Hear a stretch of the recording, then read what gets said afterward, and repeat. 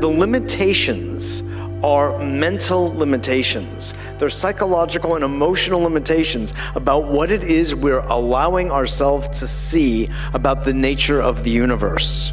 Moray and I had a very nice little chat about this, that it is a game in many ways of perception, and you get the world that you perceive. If you keep perceiving it on one level, indeed you will get that world. And if you open that world up, which is the purpose of this entire conference, you will get a larger, infinite world. Okay, without further ado, I want to bring on Judy Wood and get down to some more brass tacks so we can progress our evolutionary thrust in today's afternoon. Judy Wood.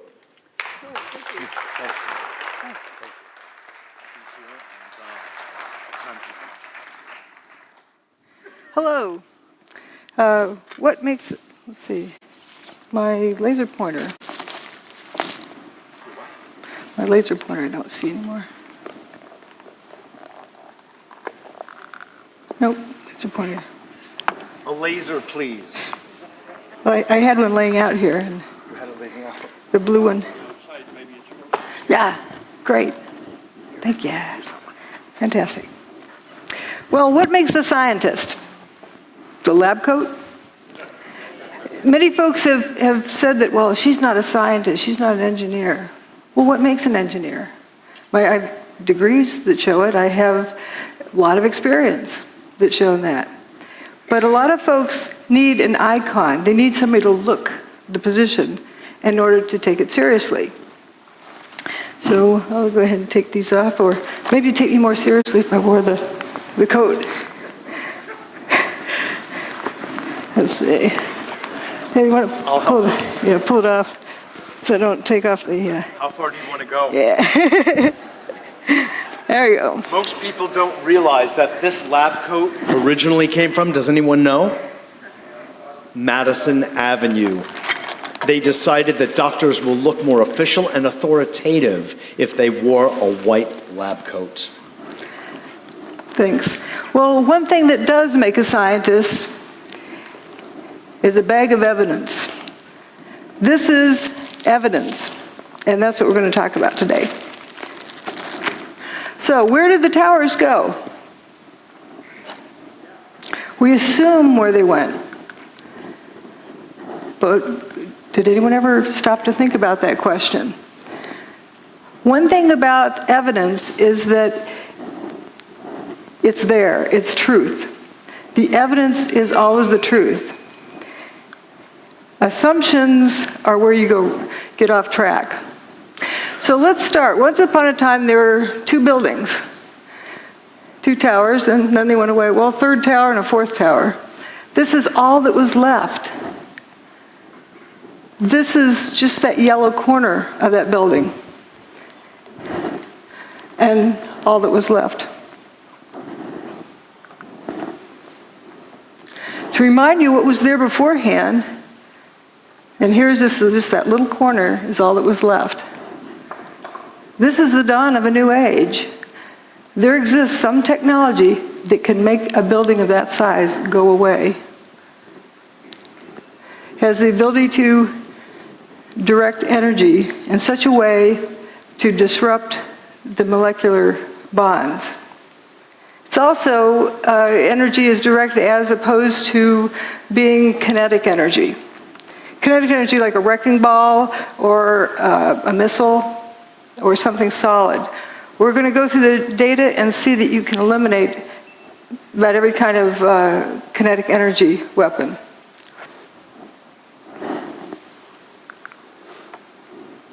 And we know this technology exists.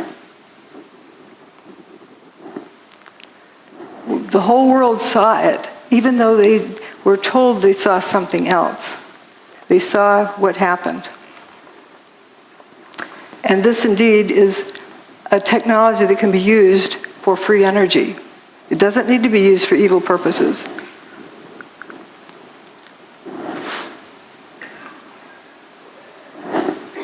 Oops. Again, that's all that was left, just a story or two of that. And would you believe it, that 14 people survived in there? So what we're going to learn is that the towers didn't burn up, nor did they slam to the ground, but turned into dust in midair. That's not a collapse, that's dust squirting up.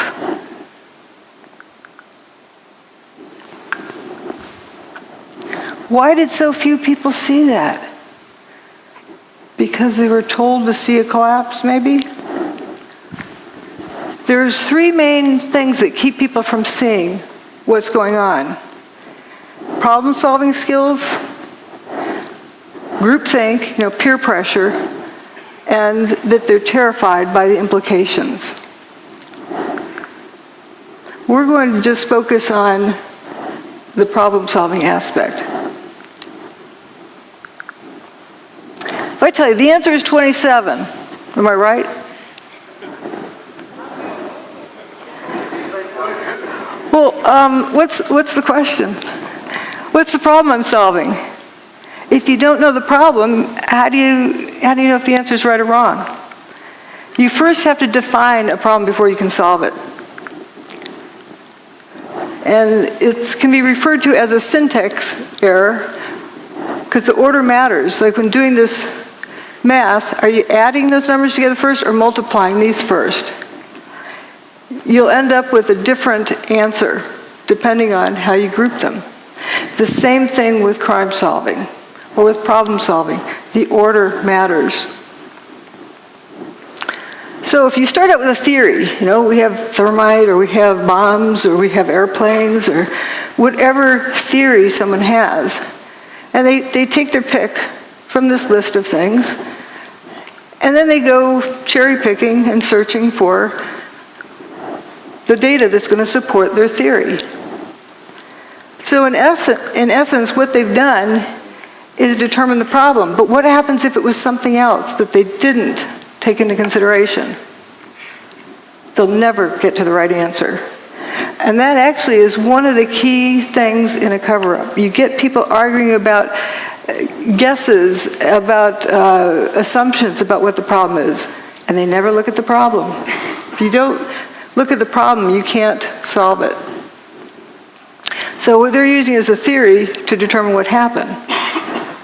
That's the wrong direction. We have to start out with what happened. You collect data, and the data always tells you what happened. And from that, you determine how it happened. But only after you first establish what happened can you determine how it happened. If you don't know what it is, you can't determine how it happened.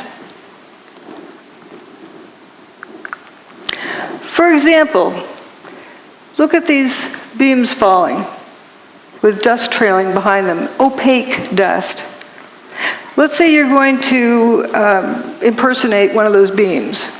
So you cover yourself with dust and jump off the top of the building. From the ground up, would someone see that dust trailing off of you? No. You need more dust. Okay, let's say you get a couple of armloads of flour and eject it out as you're falling. Can you impersonate this? No, that's opaque dust. It initially blocked out all of the sunlight, 100% of the sunlight, so it was pitch black. It's very dense dust. And you come to the realization that these pieces of material are becoming dust. They're frothing up into dust as they fall. And they didn't hit the ground.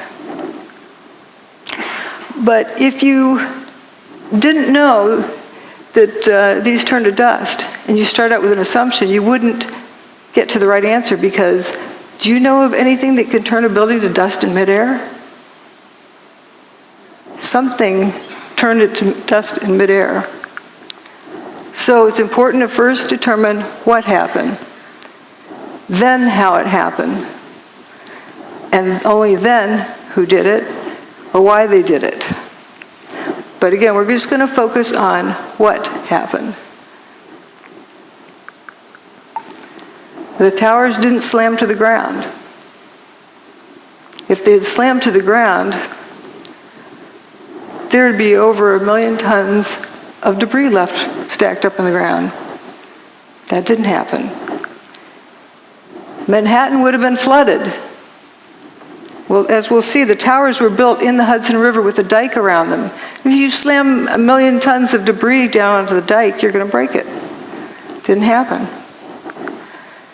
And if you slammed 1 million tons of debris to the ground, it's going to make a thud. The seismic signals did not reflect that. Those are the 3 biggest issues, but there's a whole lot of others as well. But we'll focus on those initially. The lack of debris, the fact the bathtub wasn't damaged, and the low seismic recordings. There's all sorts of other things, and toasty cars, of course, is one of the favorite things. And then in the second part, I talk about other pieces of information, other data that shows more about what technology is involved.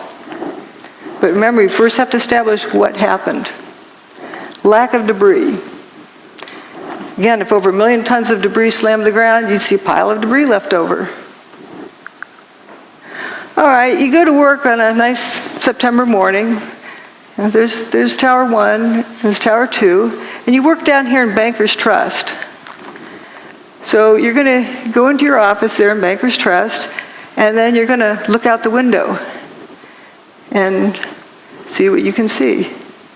Down here, you look out the window. What's it going to look like? That's looking out that window. Air-conditioned office, looking across the street, and whoops, where did the building go? This is right after 9/11. Tower 2 is basically missing. Tower 1 is missing over there.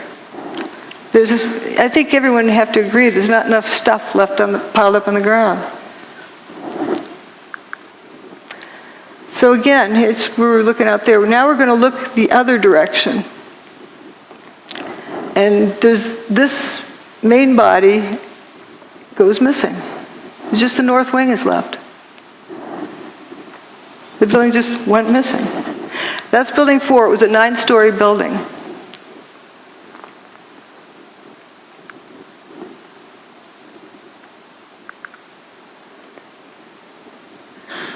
So this is what was there beforehand, and it just basically all went away.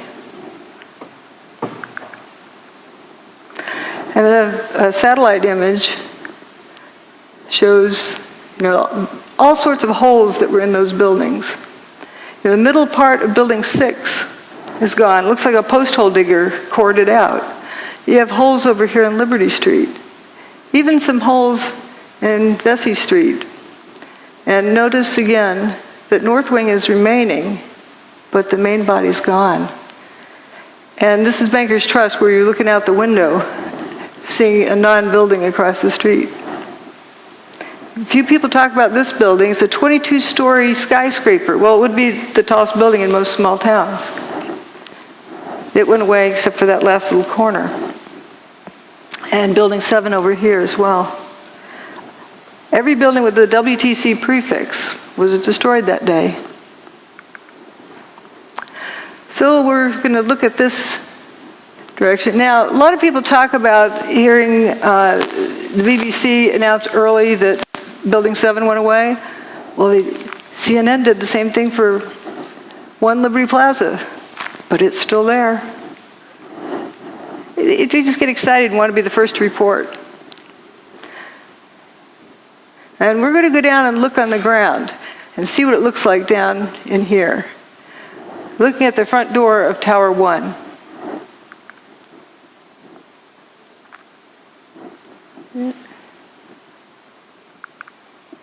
So here we are down on the ground. There's Tower 1, the north and south walls. Ambulance that was parked in front of the front door of Tower 1. It doesn't look clobbered by anything. This picture, I believe, was taken on 9/11, later in the day.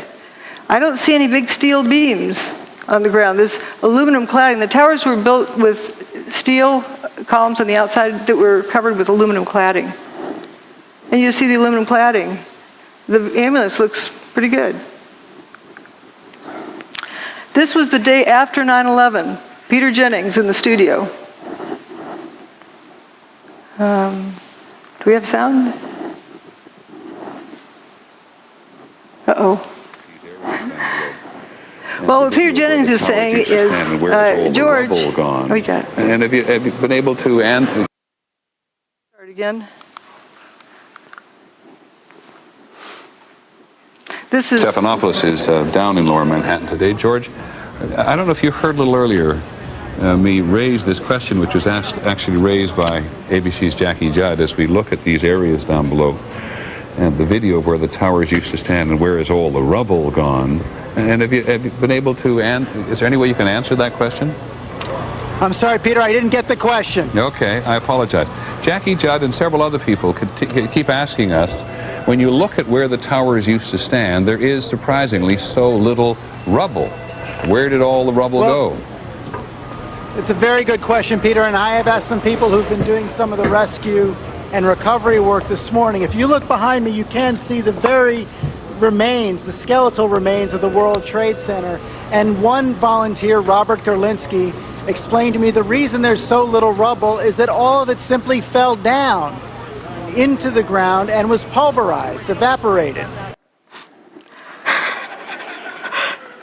This is vital information. I really feel for George Stephanopoulos. He's got this job telling the world what's going on there, and that's the best he could do.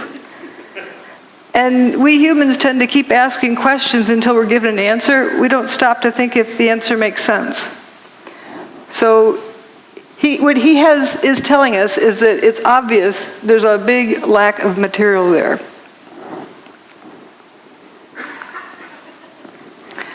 And here's an elevation map of what was left. And you see building 4 went missing, the holes in building 6.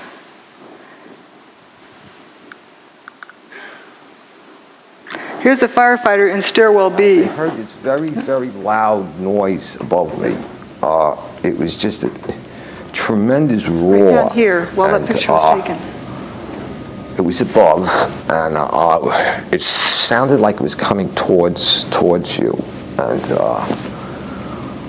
then the wind, a very, very fierce wind, and my helmet started lifting me up off the ground, and so that's when I crouched down. The next thing I just crouched down.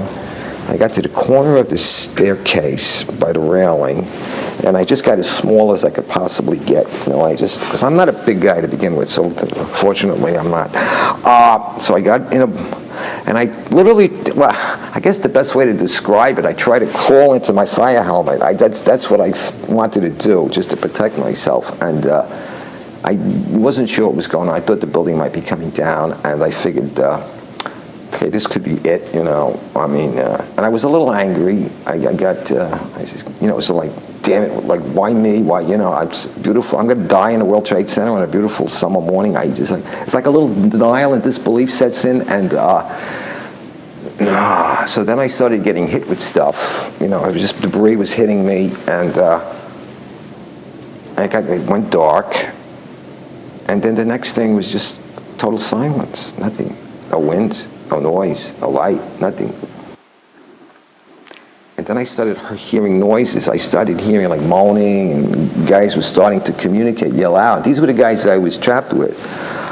They're calling out, who's there? You guys all right? Blah, blah, blah, and this kind of thing. And I realized there was other people. I wasn't alone, Because when you're alone in a situation like that, it's like existential isolation. It's like, and then when you find out you're with other people, it makes you feel a lot better. Even though you're in a very bad situation, at least there's other people. But then the strangest thing happened. This beam of sunlight came right in on us, like about 8 inches long, but it was clearly sunlight. It was all dirty, full of debris, and it looked like pepper was floating around in it, sort of. But it was sunlight, and I'm like amazed now. It's a 110-story building above us, and I'm looking up at the sun. He was right at the base of this building. But when you came out, you had no idea where you were. There was no way to tell north, south, east, west. It was just the whole atmosphere was full of debris and papers and smoke, and there was no landmarks. There was no way to make a reference point. There was no, you couldn't see the sun anymore. The sun had gone away because the sunlight that had come in, that was gone. And so there was no way to tell which way you were going. He was at the base of this building while this picture was being taken. And all 14 of them walked out on their own steam. Let's see. Here again is where they were. Jay Jonas was one of the ones with them and said, I looked and said, guys, there used to be 106 floors above us, and now I'm seeing sunshine. There's nothing above us. That big building doesn't exist. Then later said, these are the biggest buildings in the world, and I didn't see one desk, one chair, one phone, nothing. Another survivor described walking out onto an empty football field. This is from the base here. This is what was there that went away. And that's where another 14 folks survived, in that little stub at the end of that first building I showed. And they had that hole in Building 6 where 50% approximately of Building 6 was missing. And the main body of Building 4 went missing.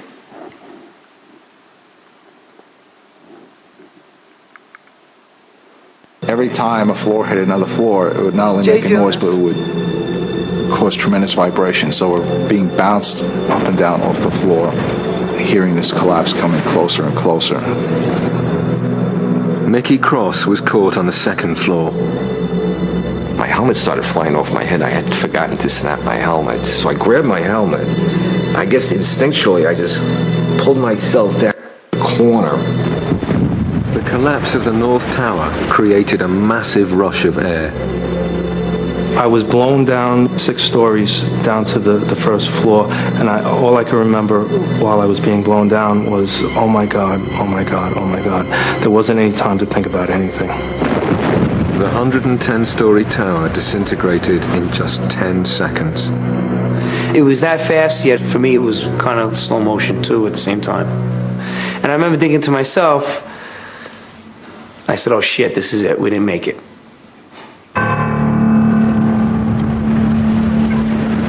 Faced with what seemed like certain death, the trapped firemen thought their last thoughts and prepared to die. In those 10 seconds, I was like, well, I'm 33. What have I done with my life? Worked almost all the time. My wife is gonna, be a widow now. And I pretty much saw myself.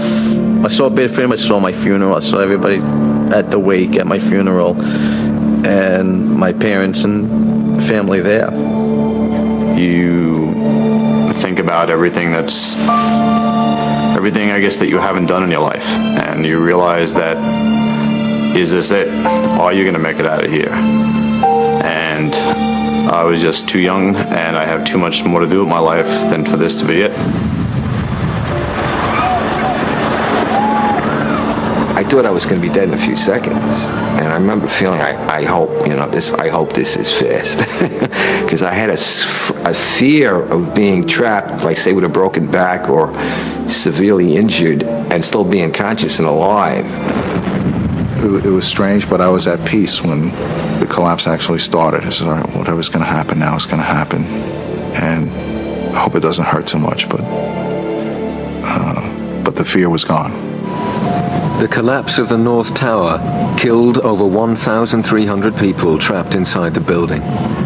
But some of the concrete walls encasing Stairway B had remained intact, and enclosed within them, 14 people were still alive. As they opened their eyes, it seemed as if a miracle had happened. I could hear Mike.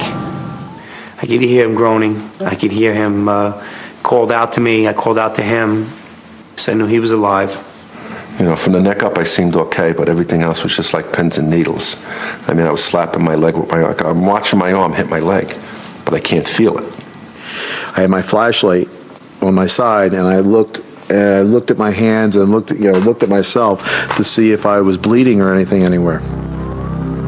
When he heard noises around him, Captain J. Jonas realized he too had somehow survived the disaster. I wanted to know who was still alive.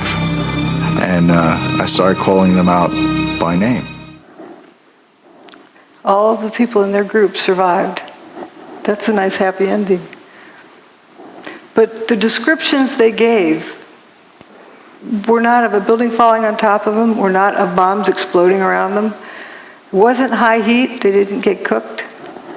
They didn't get squashed. The building just turned to dust above them. So we're going to look now at what was left. If we go down below the ground in that corner, well, here's what it looked like. The building indeed, the main body went missing, just like it was sliced off there.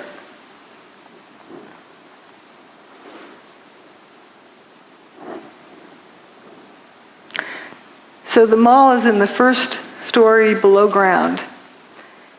And there's some firefighters that were walking along there. We're going to go down one story and look at them.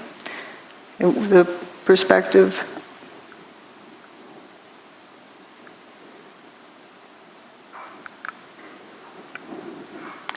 Here they are. That's right under that area. It's a little bit punched in down here, but you can read innovation luggage, Hallmark cards, so you know right where they are.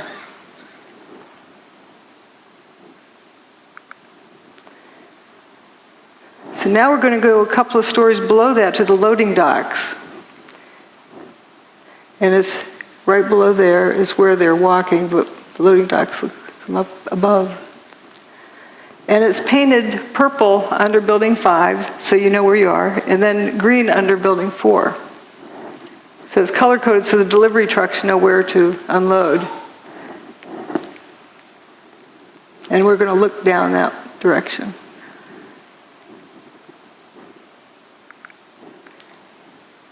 Just after 9/11. Listen to the echo in this audio clip.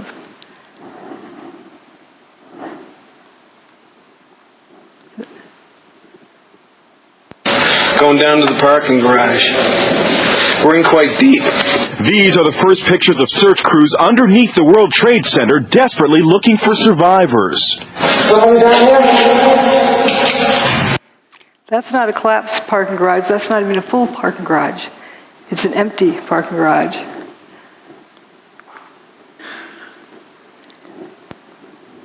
And we had this left. You can see remains of Tower 1.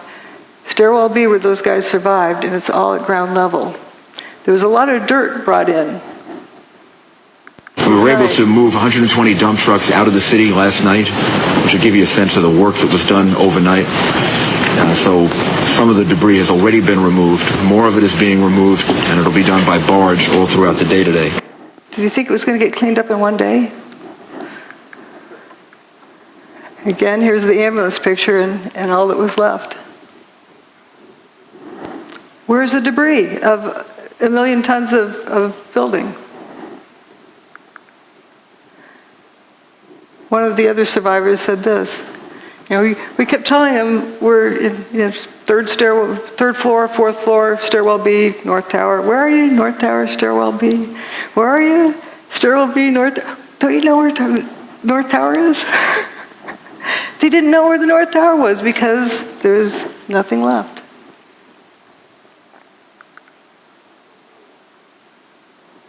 And do you blame them?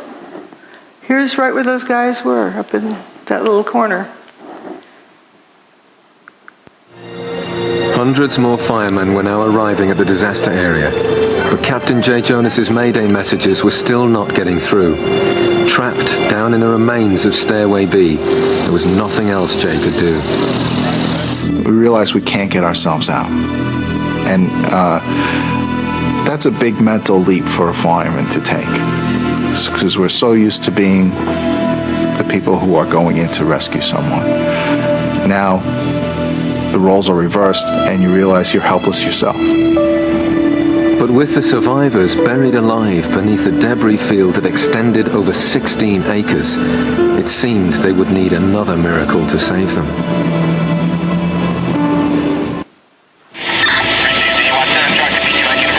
It was midday on 9/11, and in the chaos and confusion, Captain Jay Jonas's Mayday messages were still not being received.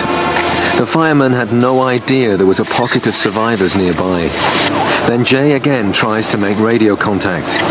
Unexpectedly, this time his call is picked up. One of the officers coordinating rescue operations is Chief Nick Visconti. He responds to Jay Jonas's Mayday call.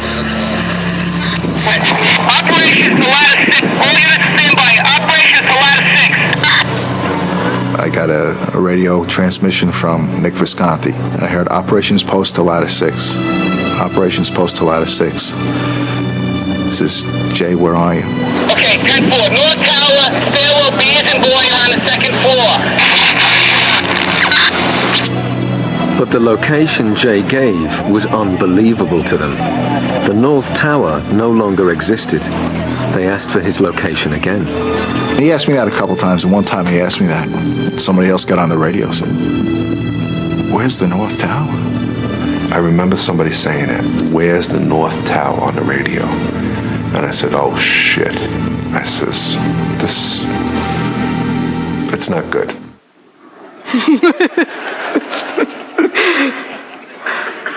What I like about these clips from the BBC's show about the miracle in Stairwell B is that these are the original people.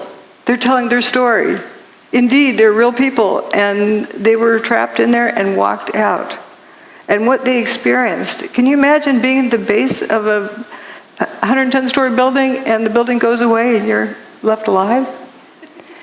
There's also a fellow who remained at the edge of that hole in Building 6. His buddies didn't make it. They were a few feet away. There's Stairwell B. And just to look at the amazing aspect of this, you get the bare sidewalk over here. Building 7, a 47-story building, didn't even fully spill across the street. If you had a big building coming down like that, even with explosives in it, it'd be like machine gun fire on all the adjacent buildings. Didn't happen. And this dome doesn't look clobbered. It's right across the street.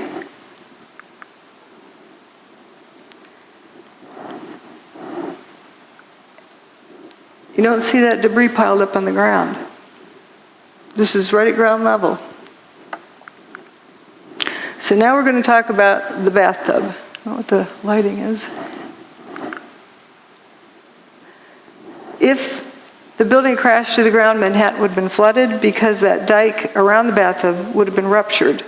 And all of the PATH train tunnels and subway tunnels are all connected underground, and they would all have been flooded. That didn't happen. Here are the towers before they built across the street. There was just water right there at the base of the towers. And the towers go well below the water table. There's also the rail lines that come under the Hudson up into the base of the bathtub. That tunnel was not damaged. First, they were worried because they had water in the tunnel, but they had fire hoses on it, rainwater going in there. But once they pumped it out, it stayed dry. That's the bathtub wall. It's called, or slurry wall, or dike, whatever you want to call it. It keeps out the Hudson River. The towers were actually built in the Hudson River 70 feet below the water table. That's 7 times 10. So they're pretty far down there. And if that thing had been ruptured, Lower Manhattan would have been flooded. And here's the Hudson River, and as they're constructing it, you can see way deep down in there is the base, down there in bedrock. The PATH trains from the Jersey side used to come up through here and back out, but they rerouted them to turn around in the new big bathtub. I thought the seismic data you were going to look at was data associated with the collapse of the tower, particularly 2. Yes. Oh, yes. We did look. Obviously, we've looked at all of the seismic signals. The main focus of that was to establish the timing of the various events and if any, again, using it also to see if there were any events that we could not explain other than it being the collapse of the towers and the World Trade Center 7. The signal strength due to the collapse of the towers were not of any magnitude that was seismically significant from an earthquake design standpoint, or from the design or failure of a structural component, or of, I would say, a piping system that might be used in a structure. So there wasn't anything that gave us pause in terms of that being a significant seismic event to have ruptured the pipeline. This was a meeting that NIST had to determine what happened to Building 7. So they're wondering if there's any pipelines that went through the bathtub over to Building 7. And he said it wasn't seismically significant enough to have ruptured a pipeline to cause any damage. You have two buildings, 500,000 tons each, slamming to the ground, and it's not a seismically significant event? And the bathtub's fine at the end of the day. Tower 1's base is right here, down the bedrock. There's the old parking garage, after they cleaned it out. And if the buildings had slammed to the ground, the seismic signal would have shown it. Didn't happen. Michael Ober said, I don't remember the sound of the building hitting the ground. Somebody told me it was measured on the Richter scale. I don't know how true that is. If the building's hitting the ground that hard, why do I not remember the sound of it? It's amazing. And somebody who worked in the 27th floor decided to go home because he wasn't going to get anything done that day. Went down to the ferry terminal, the south end of the island, and some idiot, they thought, came running up and said, the tower just collapsed. And that's ridiculous. They didn't hear it. They didn't feel it. When they walked past the tower, it looked like it was in good shape. Well, I think I know why it didn't make a sound. That part of the building doesn't make a thud when it hits. Dust gradually settles, and that's a lot of dust. This is an earthquake that happened earlier that year, in January of 2001, in Manhattan. So we know that the bedrock that the tower sat on can carry a seismic signal. But here's what Tower 1, the signal it made. Notice the difference in the quality. This is very high frequency. The lines are very closely spaced compared to this. Also, it has this, I call it the snout leading up to the big signal. It has that leading portion, which is the primary wave. The P wave arrives first, and then the secondary wave arrives. This is neither a P wave or an S wave. This is only a surface wave. P wave and S wave travels through the earth. In other words, when the tower, during the tower's demise, the signal did not travel through the earth. Again, that's the January 17th earthquake. And here's, P wave is like a rubber band snap, and the S wave is like a jump rope. And the rolling surface, like getting up off a mattress in the morning, the mattress springs back up. If you remove two 500,000-ton buildings, you're going to create a surface wave. But it only lasted 8 seconds.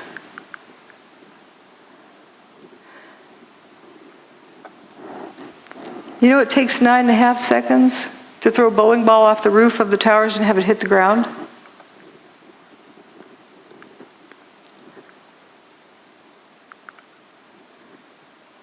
So how can this be? The building couldn't have reached the ground as a solid, rigid object. Here's where Tower 2 had already gone by the time this chart started. Tower 1's demise there. But here we're going to focus on Building 7, down here. There was an earthquake in the Fox Islands up by the Aleutian Islands, and that's what the mess is after that. But where this vertical red line is, there's no seismic event that shows up at this scale. Nothing that stands out from background noise. For a 47-story building's demise? This is the King Dome. So here's a controlled demolition, and it produces a P wave and an S wave. So what length of time does that take? It takes, for a free fall speed from the roof to the ground, is about 4 seconds. But the portion of time that the ground shook was more than twice that. So that doesn't answer the question either of what we saw. And with Building 7, what is very telling is that they calculated when the P wave and the S wave should have arrived because they could not pick it out from background noise.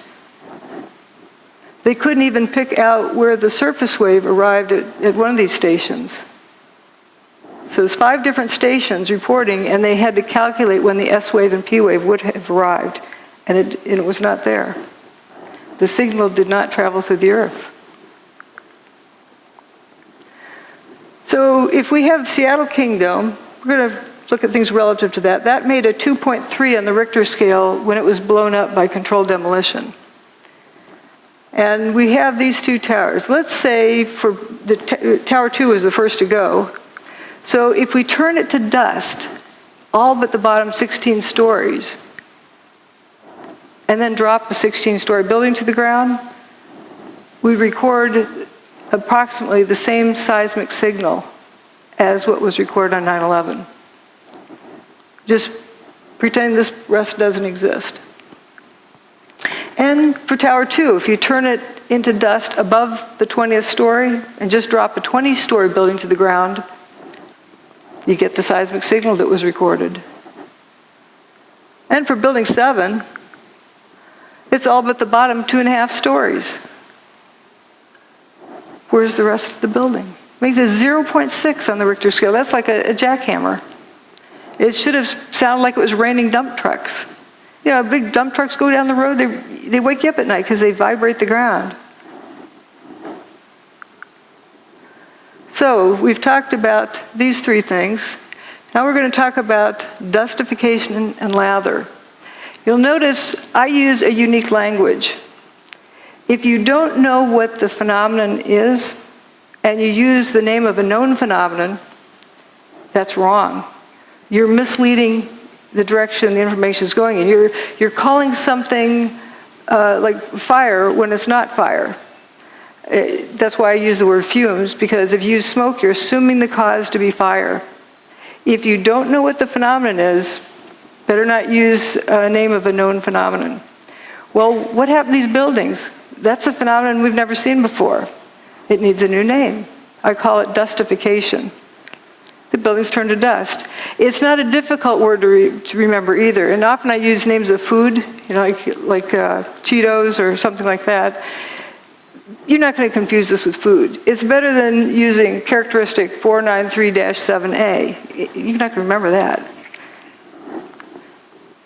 But we're going to talk about dustification. As we talked about before, this is turning to dust as it falls.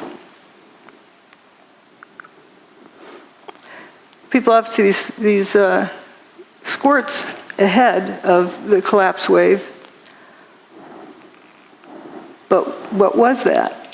If it's bombs, you'd see a flash and you'd see a whole lot more of them. But if you have the whole building turning to dust as it comes apart, what about the water tanks that are distributed throughout the building? They're going to get weaker and weaker as they're dissolving until they suddenly give way. And I'm tempted to believe that might indeed be what that is. We don't know. But if you got that whole building down on the ground in like 8 seconds, let's say 9.5 seconds just to give it some extra, it would have to be squirting out here at the base at a minimum of Mach 1.5. The air from the middle to get to the outside is like Mach 2.5. For sure, all of the adjacent buildings should look like they were machine gun fired. That's a lot of stuff to squirt out of the way. And that's assuming the building took, 9.5 seconds to come to the ground. So you just have this couple little puffs. Something's not right there, too. Now, people who say, okay, they claim they heard explosions. And so therefore, it must be bombs in the building. They're starting with assuming what did it, and then going back to assuming what problem they're solving, instead of determining first what happened. Well, if you recall, blasting zone ahead, turn off cell phones and two-way radios just in case it triggers something. How are you going to get everyone to unknowingly turn off all their cell phones in southern Manhattan for weeks ahead while they prepare the site? But there were sounds of explosions. Bombs go boom, but not everything that goes boom is a bomb. Think of putting an egg in your microwave oven. Turns out there's a lot of folks who talked about these Scott packs exploding at ground level, sitting on the fire trucks. There's a lot of testimony here. We don't need to go over it, but there's various firefighters who talked about hearing these Scott tanks exploding. Now this is slow motion of Tower 1 coming apart. And you notice this, there'll be some column that starts falling down this corner. I think it's in here. And we're going to follow it down and watch how it just turns to dust completely.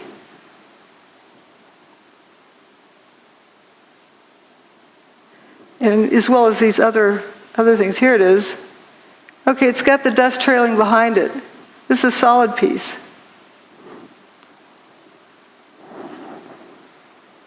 It's like ice cream melting. It's going away. And if you focus on various other parts, you'll see the same thing. There's no sound with this. This is a high-speed version. You can see that piece again. And these big chunks over here. So you see it's turning to dust as it comes down. And we're going to go look down on the ground right next to where this was coming down. This is the Verizon building here. Whoops, right here. And we're going to look at the corner right below there.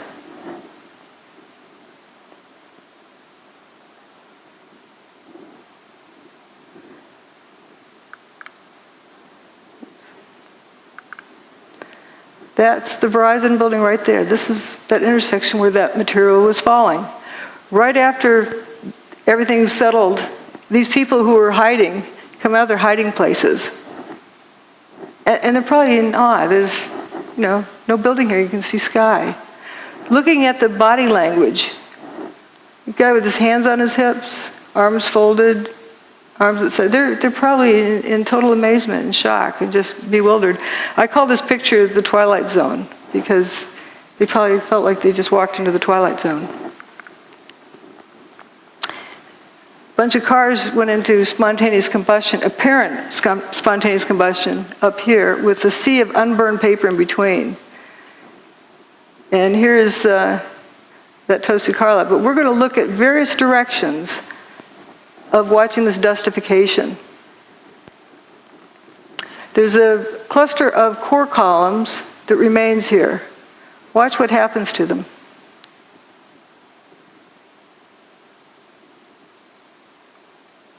They just faint.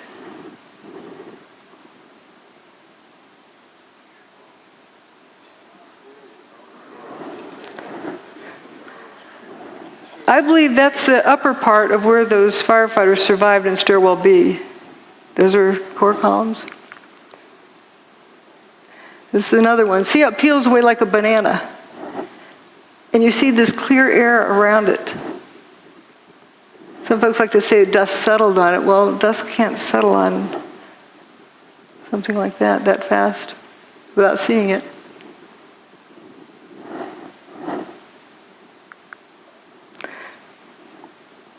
And there's from across the river, you can see those two. And then there's a sequence from the northern view. And my detractors like to say, oh, it fell over. And because the dust was so fine, it hung in the air. Well, if the dust is so fine it hung in the air, how could it be settled instantly? on these vertical columns.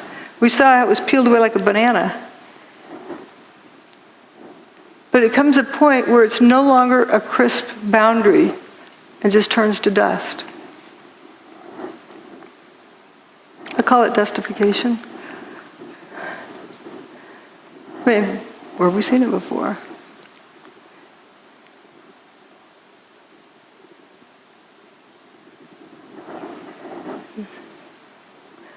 There goes one more round.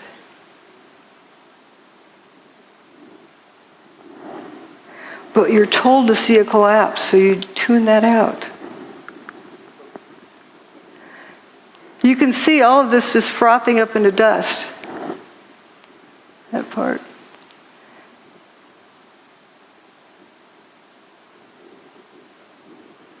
And it's also blowing downward.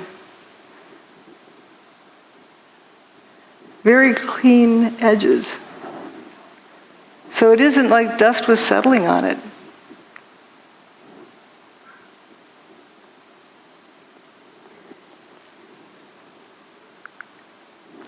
And another part of it, this is further up than this image, because this is coming down close to this building. But notice there's some chunks that go missing. And notice the dust kind of squirting out the ends of those pieces. You can see it trailing. So the reason why you didn't hear a thud when it hit. Lather is a term I use when it looked like another unique behavior pattern, but I think lather is just the part doing the same thing that this is doing, but doing it in place. And this video is of Building 7, the north face, but notice it's one face and one face only that has this lather pouring out of it. No, go low to the corner.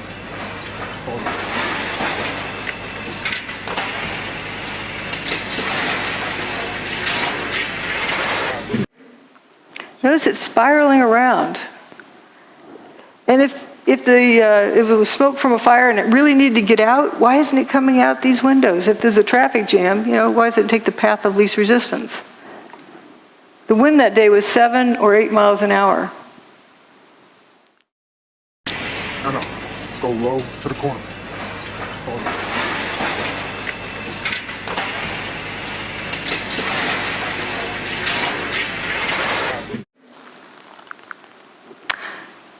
Now we're going to look at dust rollout and fuzzballs.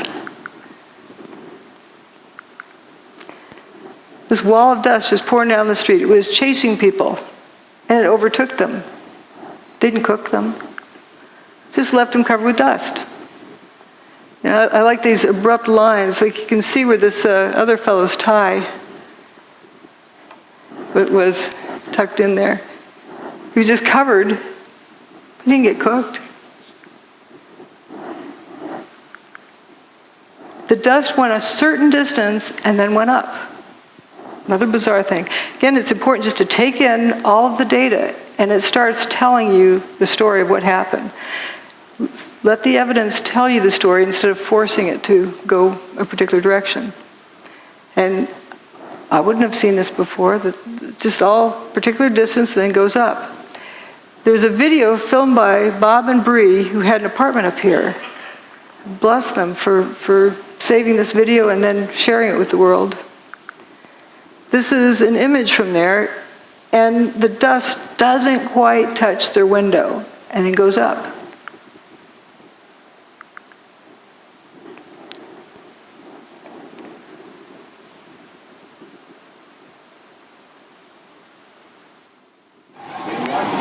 Oh my God! Oh my God! Oh my God! Oh my God! Oh my God! I told you! Oh my God! All these people! Oh my God! Oh my God! Oh my God! Oh, that's awful. Oh baby, hold the leg. really? Oh my God. Come on, let's go to the other room. Let's see how it's starting to. Is this dangerous? I think it's just smoke. There's no danger of other buildings. Is the air conditioner turned off in the room? Good thinking. And the windows closed in the bedroom? Near the area are an absolute crazy situation. The entire top of the building just collapsed. The entire building just collapsed. Building just collapsed. We're going to leave because See how it just starts shooting up? It doesn't touch the window. This is a devastating development. It doesn't go past here. Is no more. We do not know at this point the extent of injuries or casualties, how many people were in these buildings trying to get out. We've seen some gut-wrenching. Oh, people are running away. They're running away. Hanging out of windows. What are they going to do? Green You guys grass. gotta run away. You see the obvious. That grass stayed green the whole time. All right, let's go to ABC News right now. I think it's going to be blown away from us. No, it's the wind is being blown away. Horrific, incredible, not to be believed. It just came that particular distance, but it went up. Trade Center where just a few minutes ago, within the last minute actually, the second twin tower collapsed. Just to recap, if you're just joining us, around 8:42 Eastern time this morning here in New York City, a plane crashed into the right twin tower of the World Trade Center. Isn't it amazing? It goes up. Now, controlled demolition, the dust doesn't really go above the highest point of the building, the original building. But this went up and blocked out all the sunlight for a few minutes. And it went up and continued going up. And continued going up for months and years. Wet tire tracks, they wet it down, they're misting it from up here. But what's this? Wet dirt? All right, fuzzballs. Notice how clear the air is from here on up. But down at the bottom is a thick haze. And you'll notice from the time on the clock that it's only 15 minutes after the South Tower went away. And this is 15 minutes before the North Tower went away. How could that fine of dust have landed in that short of time? It's fallen out of the air because it's clear. And there's several other pictures that indicate this, that it was coarse dust that landed and then became fine dust and began rising up like it kept breaking down. Toasted cars, we got to get to the toasted cars. I say they're toast, they're history. I can't say they're burnt because I don't know that. But they're toast. I just decided to use that word to say something happened, messed them up. You can't fix it, you got to get a new one. It's history. This is a police car found on FDR Drive. I don't know how it got to, I don't know where it was toasted. There were some that were witnessed as being toasted on FDR Drive. But this one is quite interesting in that it has an abrupt, toasted, not toasted. Like it's like it's on the showroom floor. It just had a new wax job back there. What abruptly stops? A real fire, a regular fire, doesn't do that. It would be lapping around the corner. Also, why aren't the lights melted? And you have the circular spot on the other side. Gas tank is still, fine. This is where all the toasted cars we're seeing that I'm aware of, as well as the toasted car lot. And the ones we were looking at were down here. And an emergency medical person said you could tell it was hot at the Trade Center because you could feel the heat from the bridge. But paper wasn't burning down here. How could somebody over here, 3/4 miles away, feel heat? Something that they perceived as heat. And you said you saw melted tour buses, melted cars? The cars that were right down there, it was just unbelievable. They were twisted and melted into nothing. The debris is just unbelievable. And then you can see fire trucks and police vehicles that were down there early that all their windows, the windshields are completely blown out must have been from when debris dropped. But even more jarring, I think, is this scene right here.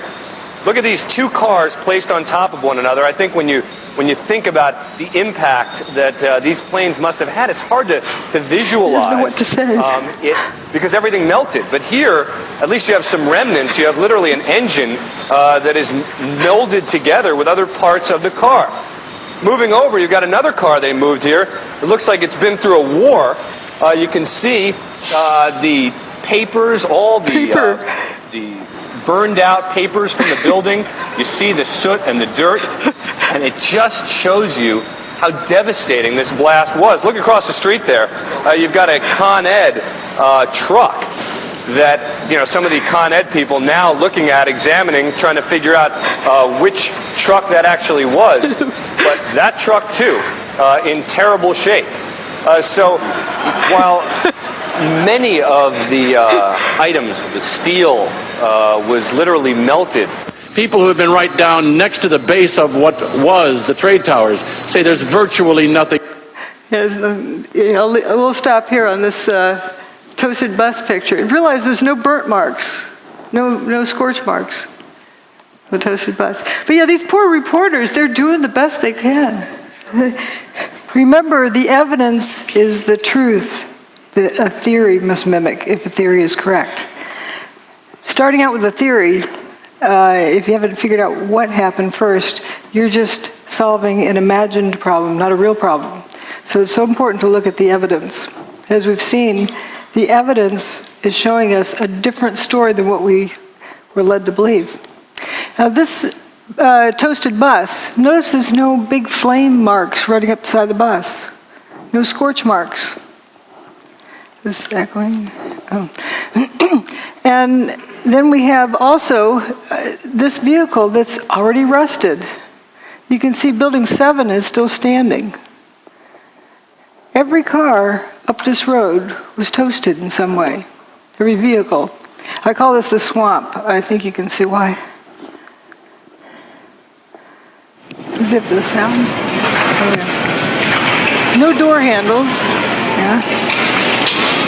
Not a trace of window glass.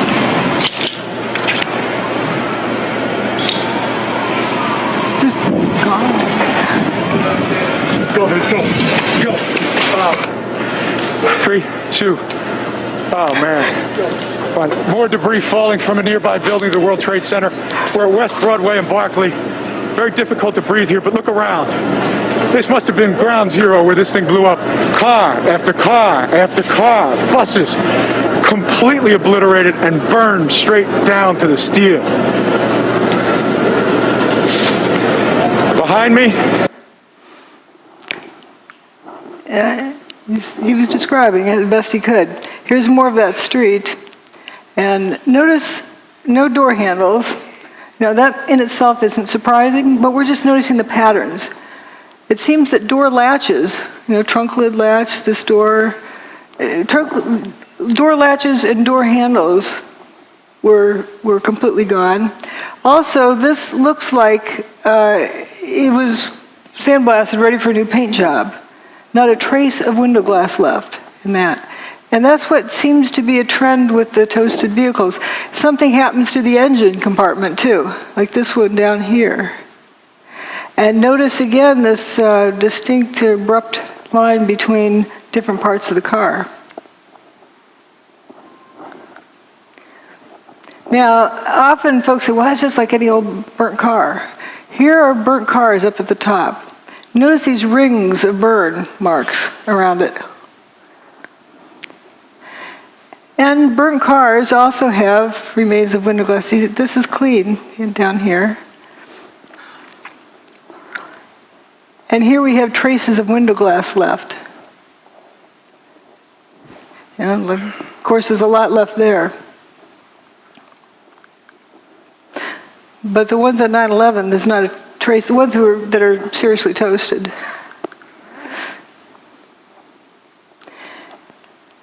Doesn't look at all. These are uniform colors, like they've been sandblasted, ready for a new paint job.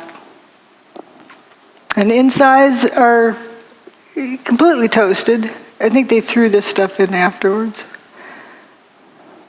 But the stuffing is still partly here in the burnout car.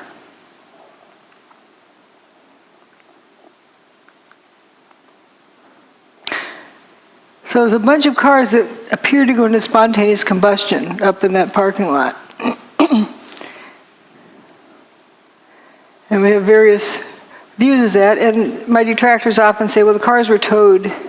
They were burned elsewhere and were just towed through junkers. But we have photos of them before, during, and after. Now, here's the toasted car. See how it looks like this flame coming out of them, but the sea of unburned paper in between. The building's over here, the towers. And here again is tower still standing. And there's the untoasted cars. They're not even toasted yet.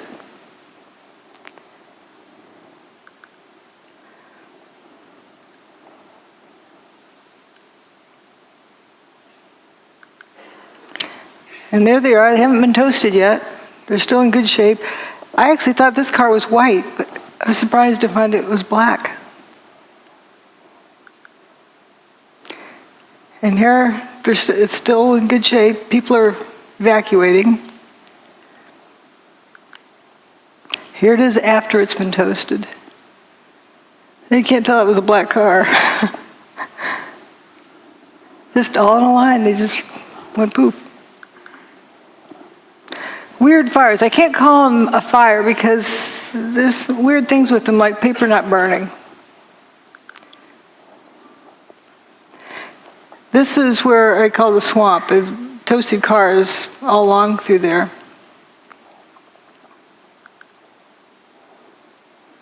And the fellow who came out that door, he's probably the one that left it open, walked up West Broadway, and it was pitch black. And then he said, thank goodness the cars started lighting up, because then he could see where he was going. He walked out of there up to intersection C and turned over towards D. And intersections along there, paper's not burning. Here's the firefighters going for a lunch break. There they come, doo-doo-doo, you know. They don't seem at all concerned that they're walking through this fire. They aren't worried about a car blowing up. Now, this is an interesting picture. Often we were shown this by certain individuals who would say, see, molten metal. But wait a minute, what's really going on here? This is an igloo cooler and a trash can that aren't melted. If this is white hot, then it's got to be, hot enough that it's going to melt this aluminum. Aluminum melts at around 660 centigrade, and it's a kind of barely a beet red. You have to be like 1,000 degrees centigrade in order for it to glow. So when aluminum's glowing and it's not a puddle, something else is going on.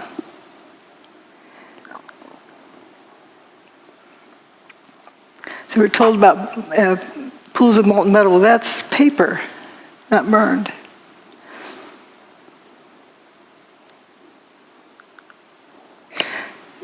Aluminum is blood red when it melts.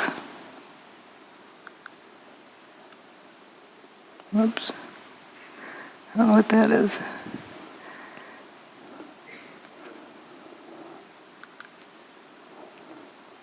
Again, remember this temperature, and up here is where you need it to be, well above where aluminum melts.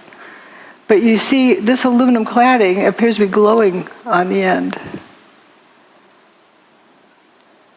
This corner up here.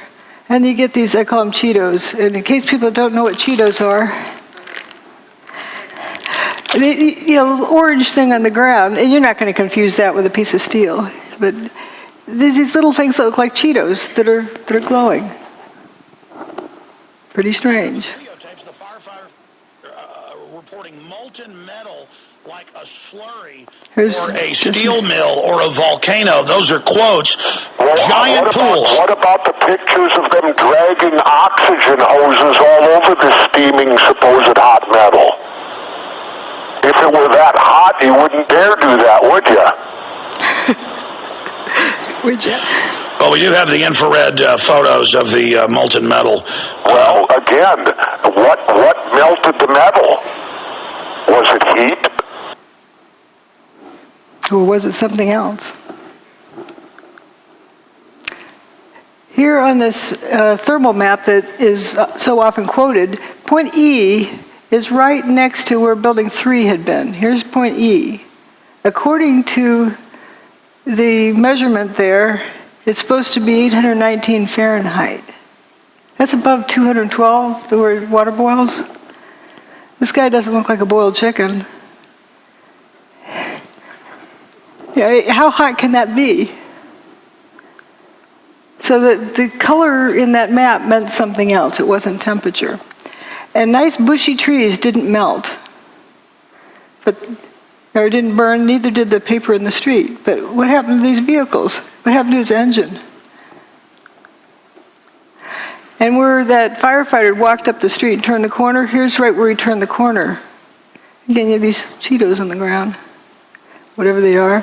What's strange is the fire on the side of the van in front. And again, it was a different contrast. You can see it's just on the side of the van. What's burning?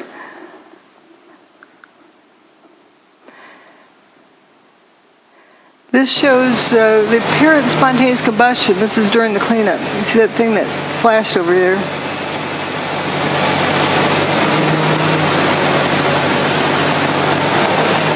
I think there's another slow motion clip of it. We'll see it over here somewhere. Oh, there it goes. Just apparent spontaneous combustion.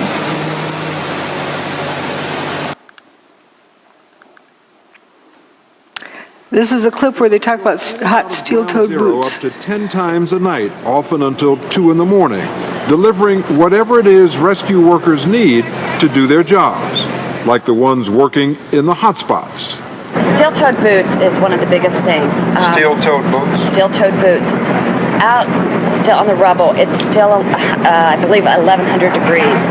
The guys' boots just melt within a few hours, and they're burning their feet. That story was repeated again and again and again. People assumed it was proof that it was hot.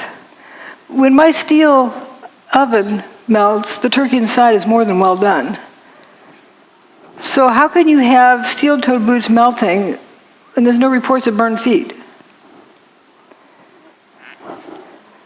How I hear that is the boots were coming apart. They're disintegrating. Someone suggested it was because of heat.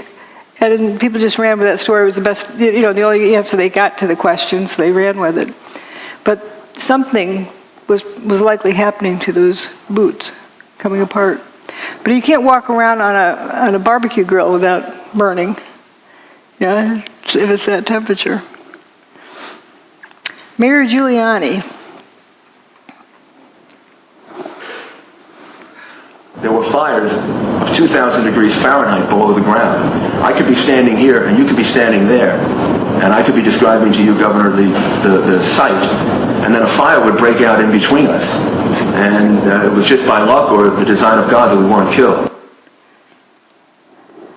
He was standing on 2,000 degree temperature pile. He doesn't mean to be sounding like an idiot. He was describing something that he experienced, and that was the best explanation he could give. Weird apparent spontaneous combustion. So here we are, down to the rolled up carpets. You'll see why I call it that. At the end of the day, you have these straight soldiers here. If you have buckling from overload, doesn't it bend over? Doesn't it bend around the horizontal axis? Why is everything straight? If you overload these outer columns, they're going to bend. If you mash something down real hard, it's going to bow out. Yet what we have, instead of having it bend over, is curling around the vertical axis. Here's a cluster of 3 columns. And this lasagna noodle, see, you can't confuse that with a piece of food, but it emphasizes the fact that this isn't loading that does this. Something else happened to this. This is straight, it curled around the vertical axis, not the horizontal axis. How do you get something to bend more than 180 degrees and not even crack? It's a smooth bend, and it splits at the seams. This is a very interesting one. I'd like to have somebody, an engineer who claims that that's normal, draw me a free body diagram and show me the loading to put on that beam to make it do that. It's not like a rubber band that recoils. If it's hot and it's flowing, it doesn't have the strength to recoil. So how do you explain this crinkling up, like curling ribbon? That's what buckled beams look like. They don't do that. You see through holes there. It just happened that one place. This was found in Banker's Trust. Banker's Trust was determined to have not had any fires in it. So we're going to begin the proof of concept. Okay, here's what we found at the World Trade Center. And here's something that John Hutchison bent. It's molybdenum. It's not cracked in the corners either. Smooth curling. When I first contacted John Hutchison, I sent him this picture and said, does your neighborhood ever get to looking like this? Because you have this toasted vehicle here, and the one in front is parked in the right place, but it's just got the tires in the wrong direction. It's not oriented correctly. And notice all the marble around the doorway is gone. The rest of the building, there's no stab wounds in the building, no big beams went flying through. Another weird thing is the window glass. Sometimes just the outer pane's broken. The rock doesn't do that. Evidence of levitation. Cell tower came down, I was across the street, and I picked up the camera just out of habit. And something in the back of my mind said, run, run, run. And never in 20 years of shooting in New York have I run from an assignment. But something in the back of my head just said, run. And as I hit the corner of Liberty Street, it was almost being picked up by a tornado, almost being picked up by a wave. It was like being picked up by that black cloud. That black cloud had substance. It was like night, but it had a solid feel to it. It was like gravel, hot gravel, and just picked me up and tossed me about a block. At one second I was running, and the next second I was airborne. And I lost my glasses, I lost my cell phone, I lost my pager, but managed to hold on to both cameras.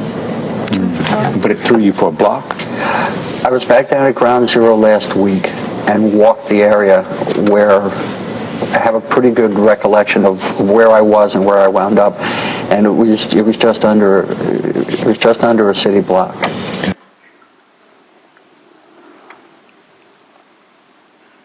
It was this blast of warm air. It wasn't hot. It was warm.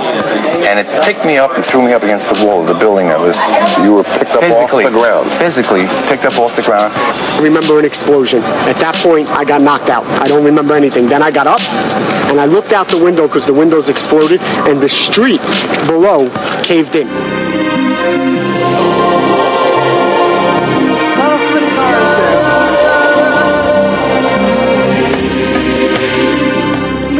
Still in the trees.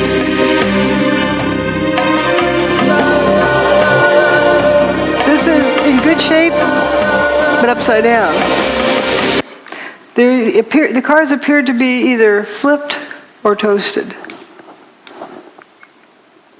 Now let's consider something else here. John Hutchison's work, he's got water drifting up, levitation of water. All right, then. Now we'll come back and talk about the weather. We need to talk about the weather, right? Someone thought it was a nice, beautiful day. Well, it was right directly above Manhattan, but not a few miles off the East Coast. See, it's as nice as can be. Here's Geraldo Rivera, who's chased out people ask me hurricanes for why 40 I years. have been so attracted over the years to hurricane coverage, but there's risk involved. There is, the peril of not knowing what's going to happen, that adventure, and it's pitting yourself against an enemy. It's like war, only no one is shooting at you specifically. That's what the allure. But there is an area storm that the juices don't flow, and you look and check it out. Look at that. Remember that? When that? I watched that live. Yes, I'd like to. And maybe a store on YouTube. You got to get up close and personal. And This was Hurricane Ike, I think. that was recent. That was wasn't this Rita? You would know. You know what I think it was, Rita? Rita in Galveston, Texas. Yeah, Galveston. And obviously Katrina before that changed so many of our histories. It was so traumatic. And it's one funny thing I think of. If only a hurricane had come on 9/11. Remember, they didn't know how to use instruments. The terrorists. They took off in Boston, and they literally, after they took over the aircraft, they steered by line of sight, and it was that crystal clear September day. Sure was. And if it were only one of these weather days, history would have been rewritten. And I think about that a lot now, and especially this time of year. So are you we're the peak of hurricane season. Yeah, you're celebrating 40 years? 40 years, imagine that. Isn't that 40 years. 40 years. Longevity has its own revenge. I've outlived like 15 generations of TV critics. Yeah. They all predicted I'd be done in a couple of weeks. Do you still get... Everyone has those stories, right? Oh, yeah. But This was just 2 years ago. I think this is Batter's Dead.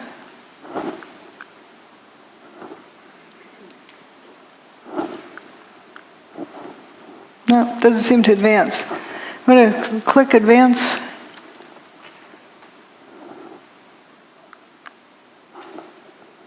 This seems to be out of batteries or something.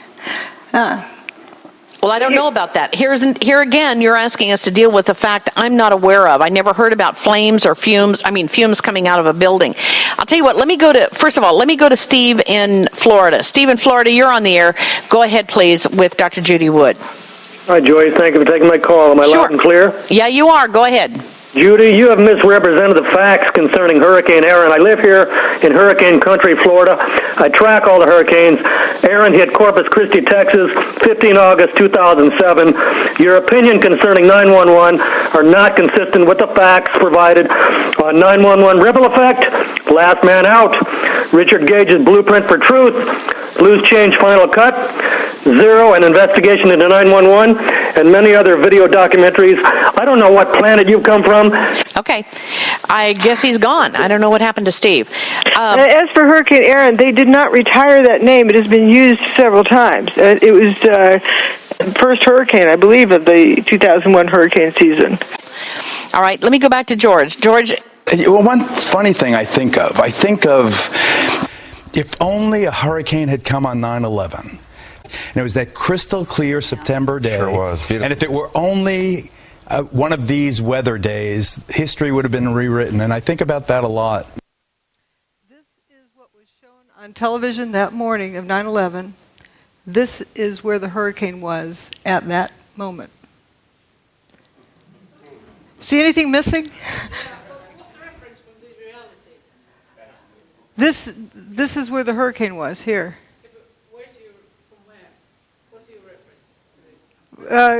The satellite, the National Hurricane Center satellite images.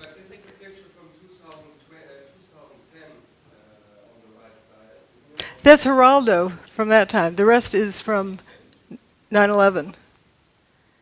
Geraldo apparently didn't know there was a hurricane that day, and Joey Moore, a flight attendant on 9/11 who flew out of Boston's Logan Airport just before the fatal flight that left, did not know there was a hurricane either until he saw it on my website. But why didn't they mention it? That's the question. It begs the question, too. Yeah. Because you know how much they like to milk those for all they can get. They love to report on hurricanes. But do you say that they were manipulating reports? I'm not saying anything. I'm just noticing if people didn't know there was a hurricane coming and you saw it was headed straight for New York, if it hadn't turned around when it did, Manhattan would have been flooded. And how fast can you evacuate that many people from Manhattan? Can you afford that risk unless you absolutely know there's no chance, unless you know, how would you know? Right. Was it reported on any other media, such as whatever the shipping forecast? It is. It doesn't show up in the National Hurricane Center's, text forecasts, but they were very played down. They weren't shown on the media. People were not aware that there was a hurricane there. It just seems, you'll excuse me, because I mean, I've done a fair bit of sailing, and there must be Oh, a bunch of ships on that coast. they took the ships out to sea because they knew that the hurricane was coming. But what about the small vessels that were sailing down the coast that have surely just been They may have looked into the National Hurricane Center's reports, but it was not something that was heavily publicized. It wasn't zero publicity on it, but it was very underreported. I'm confused here. Are you saying that they actually moved the hurricane away? They had the technology to push the hurricane away? Whoops. Or it was just that coincidentally the hurricane went away? Doesn't, here. I can't back it up. The hurricane for 4 days was going in a straight line. And then on the morning of 9/11, it stopped, turned around, and that afternoon it started heading out of town. So you think that was artificially done? I'm just reporting what the evidence is. I don't want to guess, but I can say that if they didn't know it for 100% sure that it was going to turn around, if there's any question, why weren't people told to evacuate? Just in case. Oh, because the people of the tower were told to evacuate because of the hurricane? No. Nobody was told to evacuate because of the hurricane. That's the puzzle, that nobody was really told about the hurricane being there.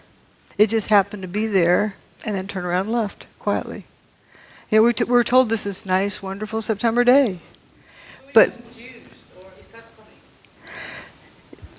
it could have been used. Let's see, this isn't doing so well here.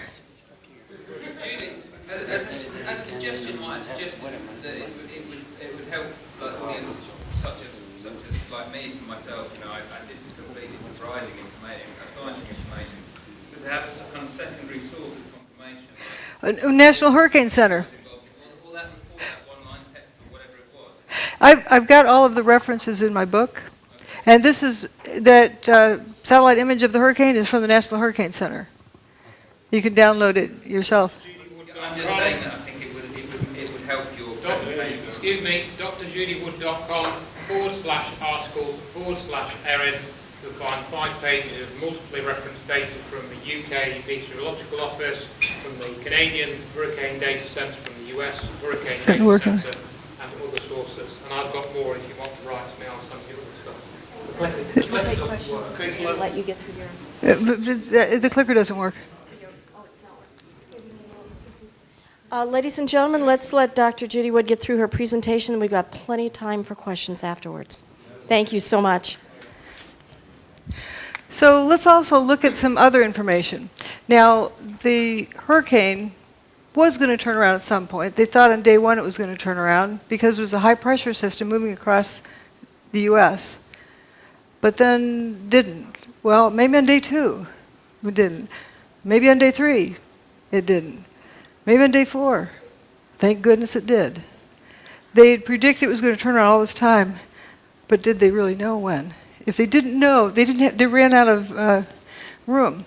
So here we have the high-pressure system moving in from the Midwest, and it's increasing, while the hurricane, which is a low-pressure system, is moving in from the Atlantic. And guess where they met and when? 10 a.m. on the morning of 9/11. They were superimposed at that area, so you have 2 counter-rotating systems, curiously. And interesting drop with the humidity. But let's look at this magnetometer information. This is the Earth's magnetic field from the ground, not from satellite, but from the ground in Alaska. There's 6 different measurements. Each of the events on 9/11 are with a vertical bar. The first one is WTC1 getting an airplane-shaped hole, then WTC2, then WTC2 goes poof, WTC1 goes poof, and then later building 7 goes poof. I say goes poof, they didn't collapse. They turned to dust. So it's interesting, it's pretty much a steady state and something different happens here. There was a solar storm approaching, but it didn't get to that point until a day later. So there's something else going on here. A closer look, about 20 minutes before WTC1 got its hole, that's the North Tower, they started wandering off of their average value. And as soon as WTC1 got its hole, it reverses direction. As soon as WTC2 gets its hole, it goes horizontally. It's like one reversed the other one. Maybe coincidence? And then when WTC2 goes poof, they start going downhill, but when WTC1 goes away, it really drops off the cliff, and then things are all haywire all afternoon until WTC7 meets its demise. The Earth's magnetic field, as recorded at 6 different stations. Again, here's where they start wandering down. There's actually 3 different measurements for when the North Tower got its hole.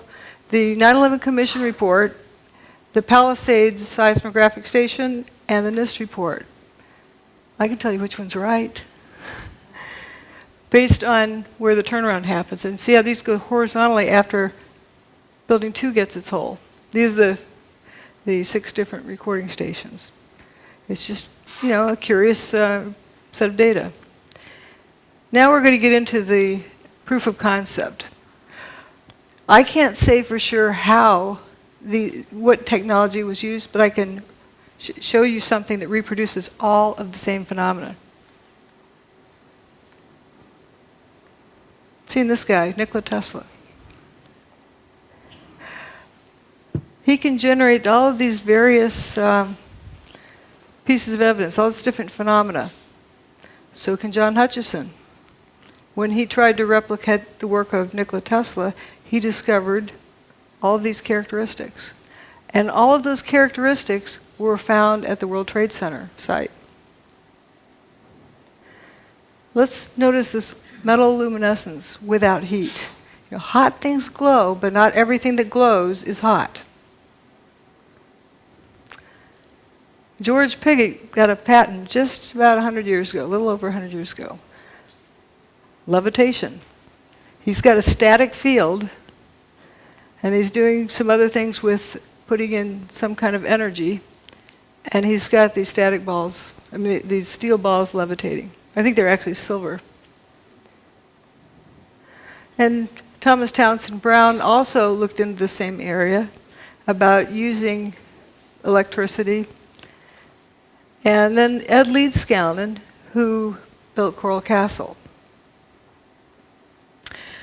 Here's John Hutchison standing in front of the Great Pyramid.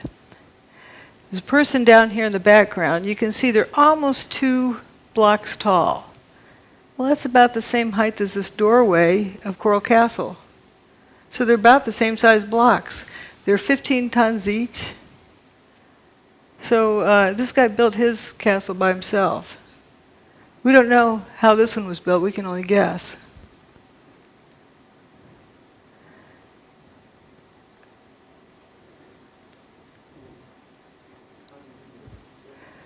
Well, let's look at how John Hutchison's more of work here. This is an iron block. It's 2 inches by 2 inches by 7 inches tall, solid iron block.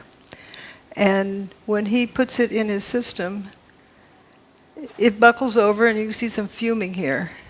And it actually is colder to the touch at the end of this. And here we get to see it happen. And we're going to compare it to the fuming door handles from 9/11.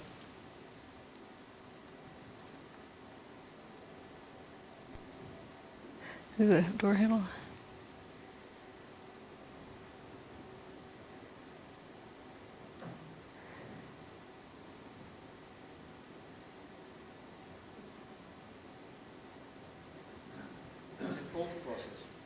Yep, it's a cold process. Solid iron. And this fuming, which is interesting. You know, the car window is broken open here.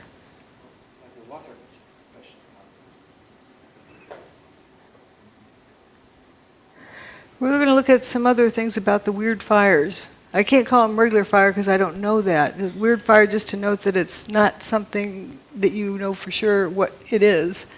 It's glowing, but the paper doesn't seem to burn. If this was glowing because it's hot, it'd have to be at least, 1,200 degrees centigrade. Aluminum melts at a little over 600 degrees centigrade. It's not a puddle. This aluminum is not a puddle, so how hot can it be? And this igloo cooler and the plastic trash can are not melted. The paper is not burned either on the ground. So what is that color? And another weird thing about this, right across the street over here is Burger King. And inside they're flipping burgers, cooking burgers for the firefighters, not serving to the customers, and then the building across the street was missing. It's just a weird sight. Now this van is also interesting that, you get all this something looks like it's on fire, weird fires there. This van down here has a fire on the side of it. What's burning? And if you say falling debris that was on fire hit these vehicles, why didn't it hit anything else? And how's it, under the vehicle? It's just very strange. This Park Place is several blocks north. Now here's John's boat experiment.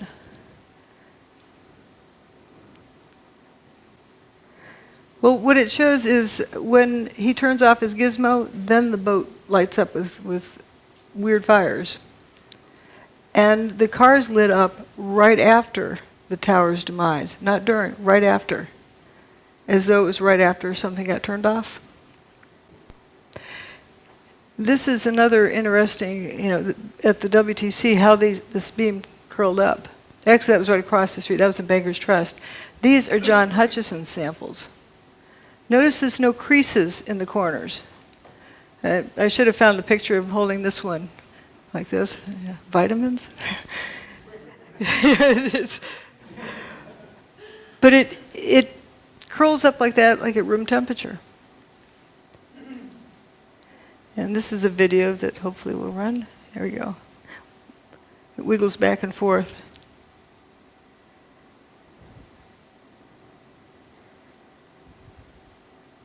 Now watch this thing. It's going to come apart in here. It's starting to come apart.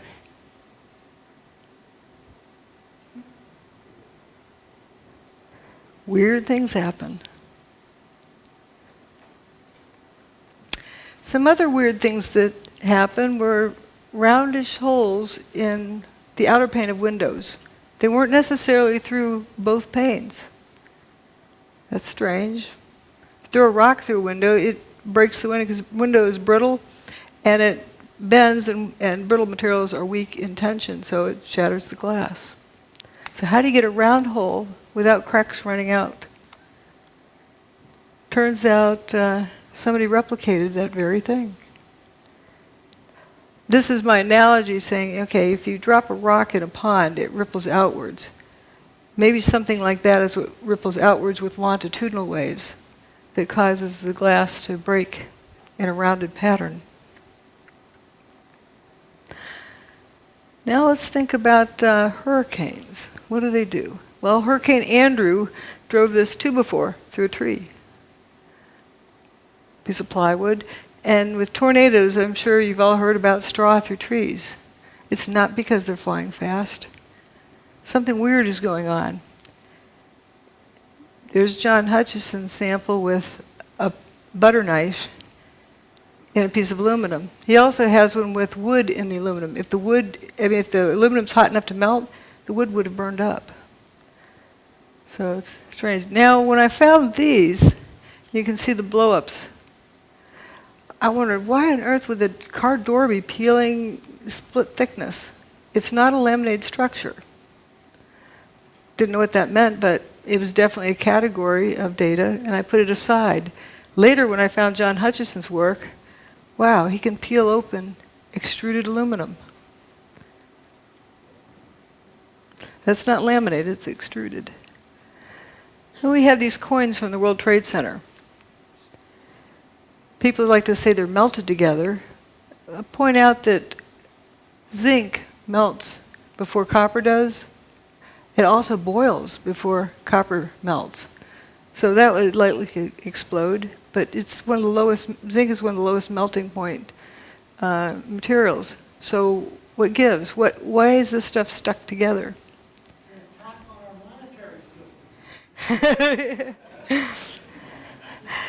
And this is the only surviving file cabinet from Ben & Jerry's ice cream store.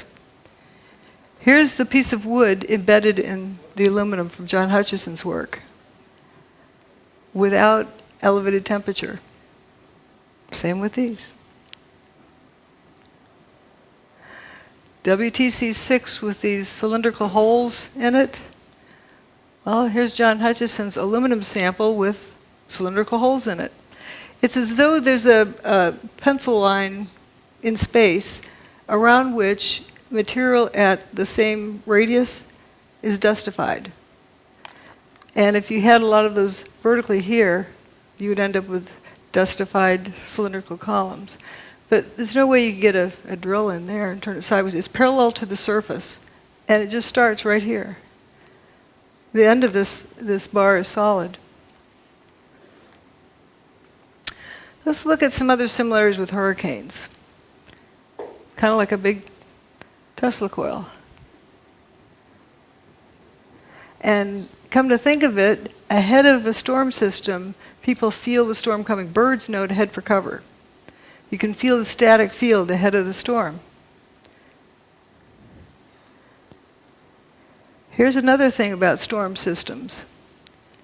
I don't know if this needs a click or not. This is from this past spring in Texas, where there's a bunch of tornadoes, and you had flying trucks. It went across a transport company, trees flying through the air, semi, the trailers, there you go, a couple of semi, look at that, the beds of the trailers hurling, twirling around in the sky and then dropping down from at least 50 feet high down into the ground. We saw trees, there goes another semi. And it's spinning. It's spinning, down it comes, bang, lands on its nose right down at the ground. Big piece of a tree there that just got hurled up, I believe it was. So certainly we have seen a destructive tornado on the south side of Dallas, still within parts of the area near south of Grapevine, north of Arlington, a possible tornado in the Dallas-Fort Worth Metroplex area, as well as over on the east side of Dallas, in toward the area around the Mesquite area, just to the west of Mesquite and east of Dallas. Those are flying trucks. I would say that's anti-gravity. It's not a vacuum. And people who've been picked up in funnel clouds can still breathe. Remember we saw before where people had been levitated during WTC2's demise, or WTC1's. So here we have also the front of Bankers Trust.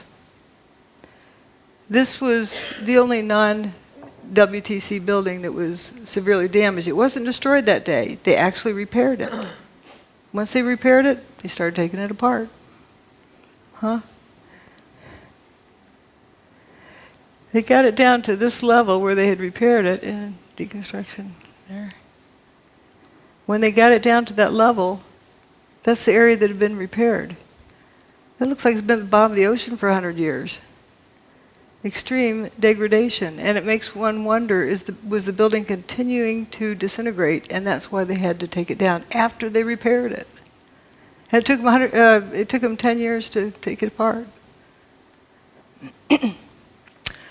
Now we're going to look at tritium. Kind of interesting. It's usually something that comes from nuclear reactions, but here we don't find any of the ionizing radiation that you get with nuclear reactions. Some aluminum with holes in it. Material is changing. This was a sample of dust from the Bankers Trust that when they decided to take down, look at all this zinc. the before and after. Like 3,500 times as much zinc from the control sample. Now we're going to look at John Hutchison's sample. He's got, let's just look at the relative amounts. You have a lot of copper and much less zinc. This is for brass. In the affected region, you have about equal amounts of zinc and copper. Whoops, didn't mean to. Equal amounts of zinc and copper there. So, okay, if it's heat, with zinc having a much lower, it boils, it melts at 419 or 420, where copper melts at a much higher temperature. Zinc boils before copper even melts. So we don't have less copper because of heat, because the zinc would be the first to go. What's going on here? At Texas A&M, a group led by Professor John Bockris, who is widely regarded as one of the world's greatest electrochemists, reported finding the hydrogen isotope tritium, a key signature that some unusual nuclear reaction was going on. The first thing was this thing called tritium, which was a sub-form of hydrogen which should not exist except in extremely tiny quantities. We found that by working these cells of Fleischmann and Pons containing lithium hydroxide and deuterium oxide, that we could produce this tritium in great abundance, let's say at 10,000 times more than it ought to be there, as it were. And let me stress that we couldn't do it every time, but about one result in 5 or one result in 4, and eventually we worked up to 2 results out of 3. We could produce tritium. That was the first thing, and in a way it was the first clear proof of the phenomenon. And but the most important and unbelievable phenomenon at that time was the observation of tritium. Back at Texas A&M, Bockris's group found themselves under attack.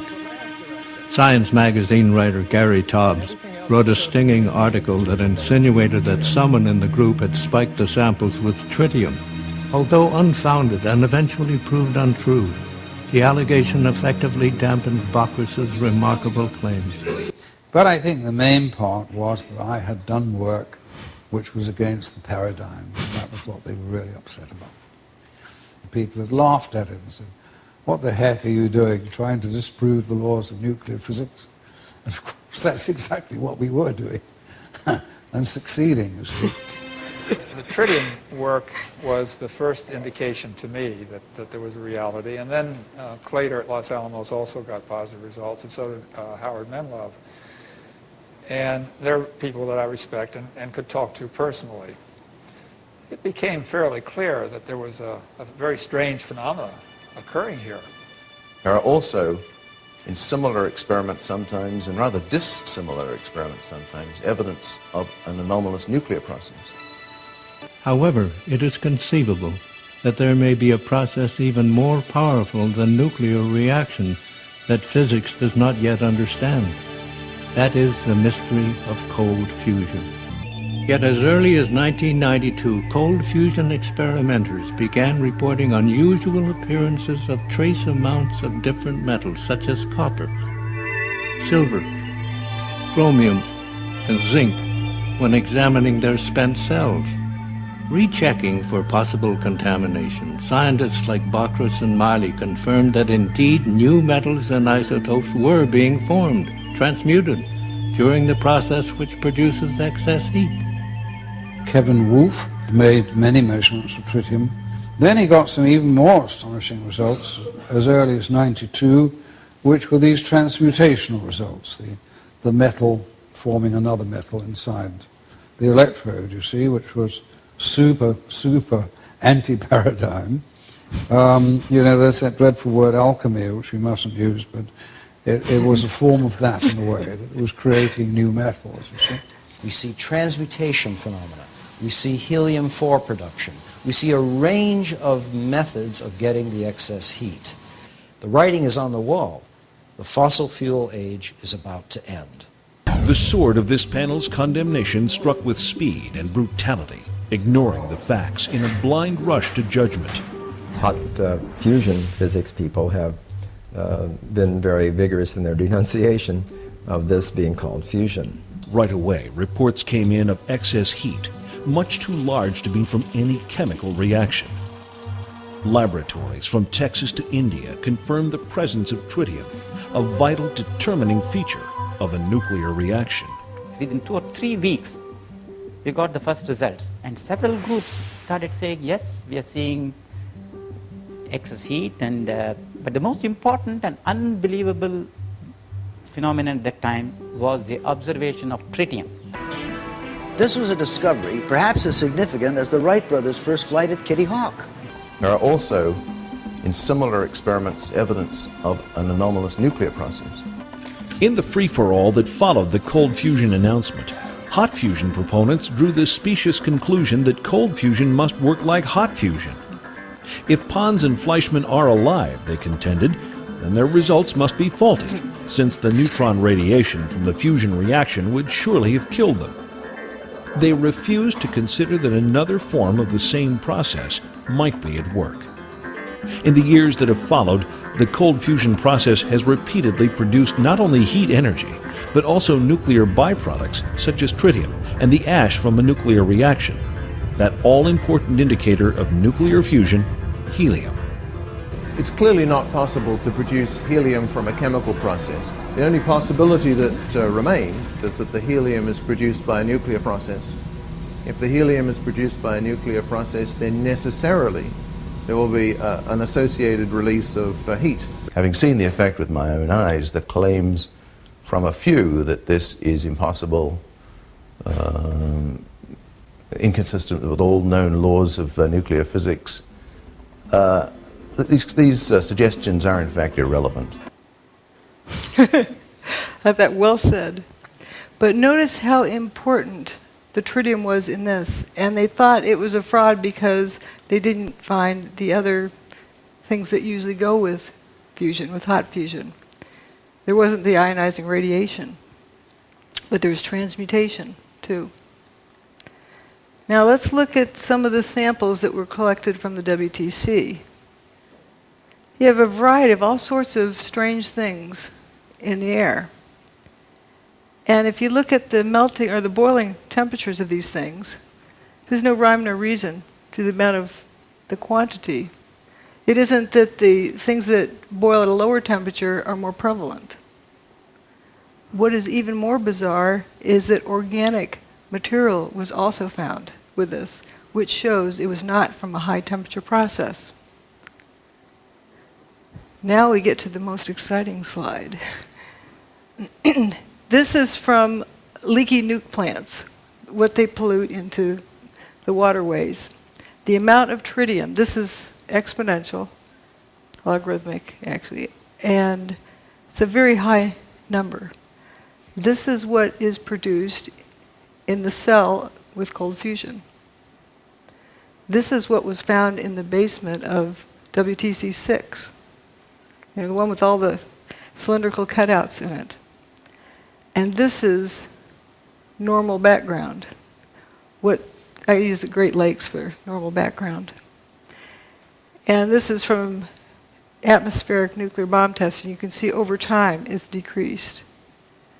So it's gotten down there pretty far, but this is definitely above normal. Now, a lot of folks say a nuke was used on 9/11. Well, do you think they could have kept Chernobyl a secret? People all the way around the world measured the fallout from that. If there was some kind of a regular nuke used in Manhattan on 9/11, do you think they could have kept that a secret? People all around the world would have measured it. There was no like Geiger counter measurable radiation that came from there.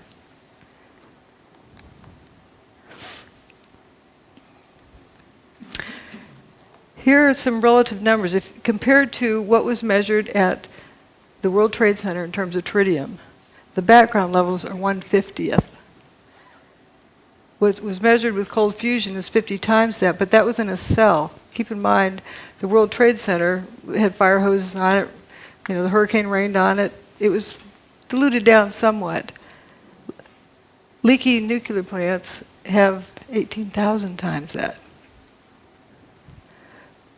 What was measured at the World Trade Center was definitely above background levels, 50 times background levels. There was tritium there. Now, why?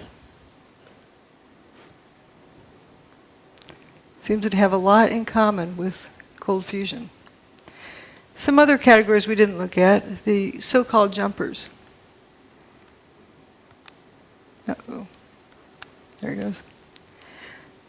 We refer to them as jumpers, but did they really jump? They left the building, but we don't know why. Here's the airplane-shaped hole. This wingtip always gets to me, how thin it is. And we have some interesting people up here hanging out of the 105th floor. Closer look, looks like this guy's taking his pants off. This guy has his shirt off. If there's a fire in there, your clothes protect you from fire. We don't see smoke coming out these windows. What's going on here? Why on earth would someone want to take their clothes off outside the building? They want to live. They're hanging on to the building. This guy's hanging from one hand and one foot, taking his pants off. Let's say he has some weird fetish that he just needs to take his pants off. Well, if there's smoke inside, you take a big deep breath, step in, get the pants off, step back out. Why hang from the outside of the building? Well, if I were there and if I was told the building's on fire, I'm going to head to the bathroom right away before we lose water pressure. Wet down whatever extra clothing I have around, wrap it around my head, and head for the stairs. I'd be wet. If the fire sprinklers came on, I'd be wet. If they didn't come on, it was hot, I'd be wet, sweating. Good chance that their clothing was wet. Now, why would they want to take off wet clothing? You ever heard of active denial system? I'm not saying that's what this is, but just as a parallel. It's a microwave, they put it for crowd control. And it makes you think that you're burning up, so you just have to get out of there. You just leave no matter what. You don't think about it. So maybe some people were jumping from that. Would be a good reason why you'd want to take your wet clothes off. Microwave is many times worse for wet clothing.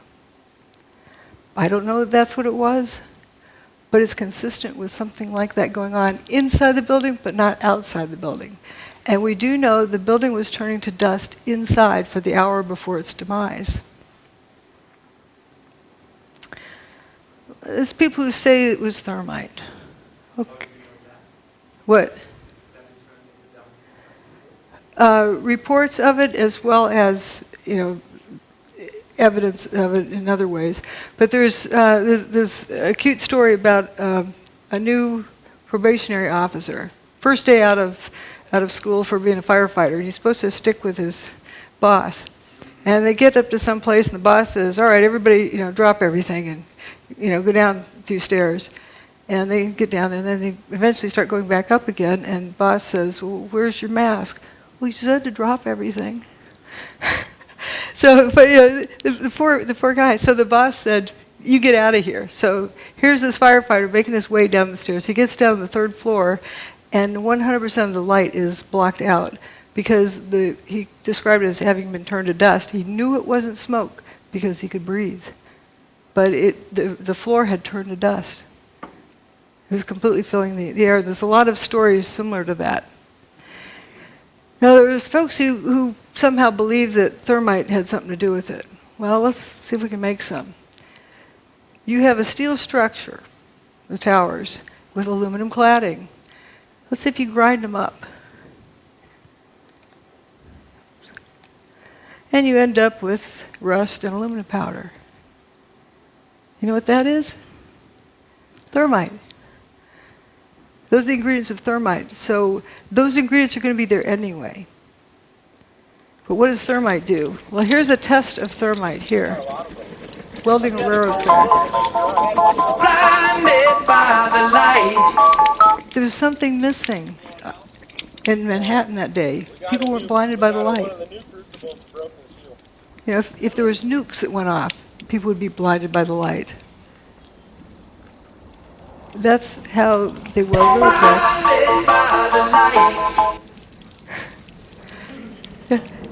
You know, how do you have, you know what a sparkler is, 4th of July sparkler? That's what the towers would look like also if it was thermite, you know, doing things. It doesn't do it in the dark.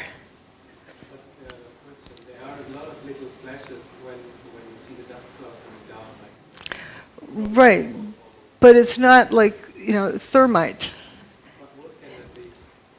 That's another thing to talk about later. There is something, you know, I call them sparkles and sprinkles. But let's, you know, there's a whole lot of different things that, different areas, but that is a good thing to notice. Now, there's hot directed energy weapon systems and there's cold ones. And looking at all, you know, some people need to see things in a data table. We have low heat, unburned paper, low seismic impact, minimal debris, you know, bathtub survives. Material-specific effects, you know, door latches, trunk lids, toasted cars at a distance, tritium without ionizing radiation. It doesn't have ionizing radiation. Dustification. There's really only one thing that fits the bill. I'm not going to describe exactly what gizmo it is, but we're knowing its characteristics. And its characteristics are amazing. We could use this for free energy. Directed energy weapon. Rather than kinetic energy. These are kinetic energy weapons, heat and motion. You know, wrecking balls, bombs, missiles.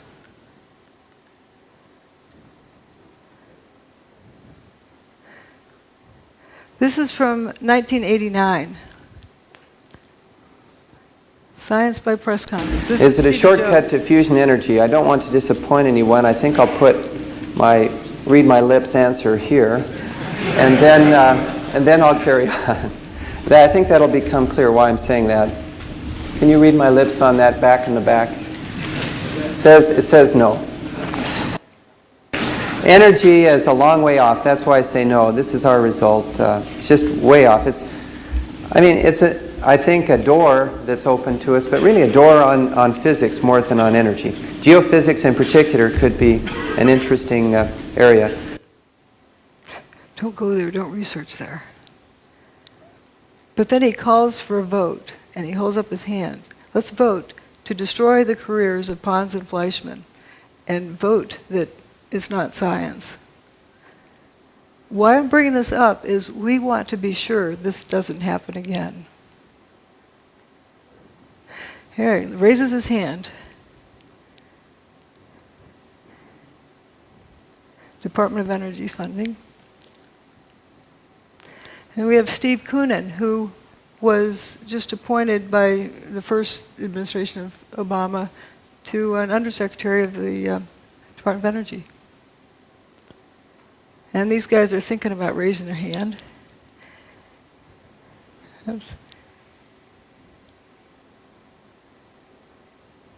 And peer pressure causes people to do things like this too.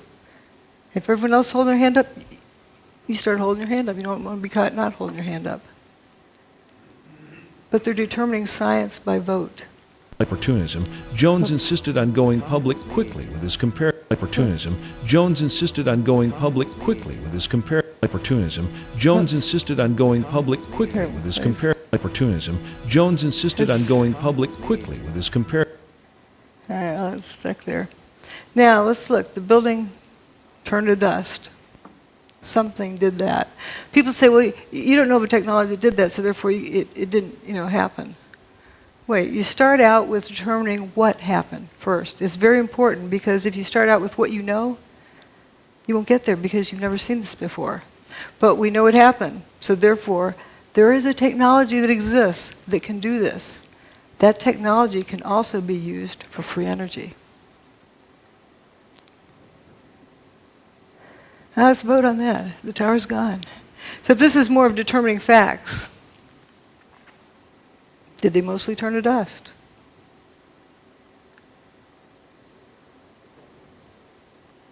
There exists a technology that instead of molecules being attract each other, they repel each other.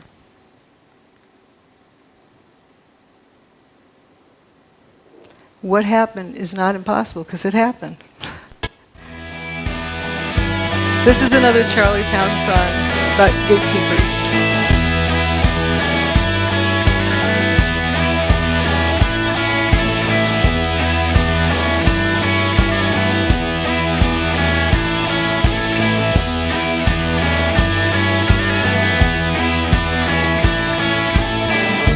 So there you go, following them, but you don't know, you're just a means to an end.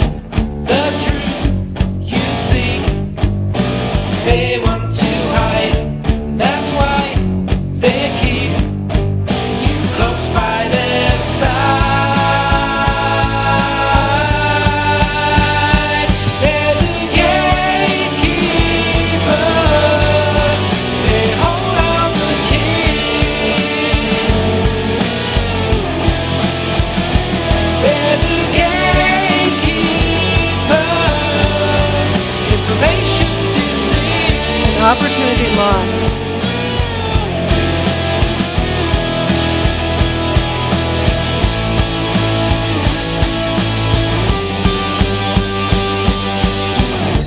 High in the sky is all you've been fed. I think that is why you forgot your own head. Sometimes you need to be cruel to be kind. That makes me believe you've lost your own minds. To the gatekeepers, they hold all the keys.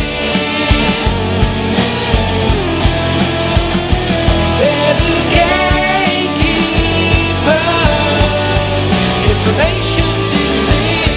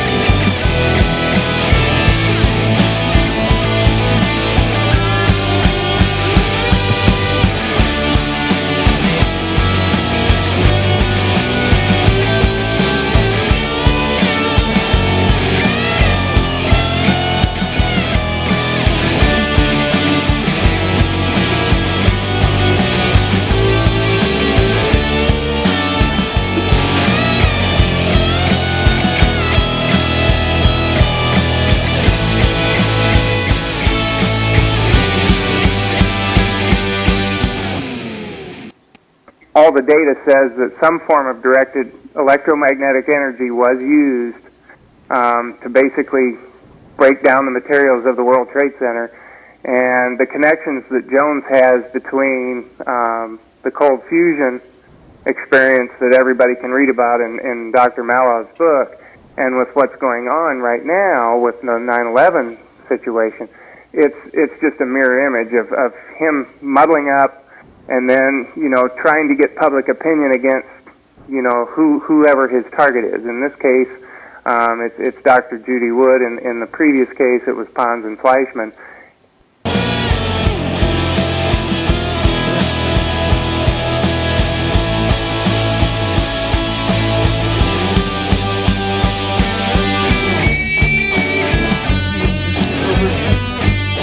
The important part is to realize we don't want history to repeat.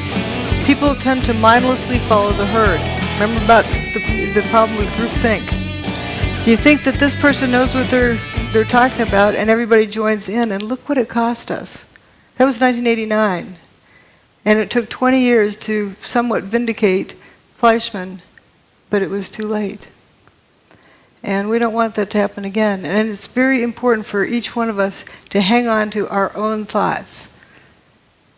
Be independent. And otherwise, people get herded off to one side or the other. But what I see here is a lot of similarities with the tritium. What on earth would tritium be doing at the World Trade Center without the ionizing radiation? Yeah, it has transmutation, a lot of other things. Anyway, that's it. Thanks. Thanks for caring. Yes.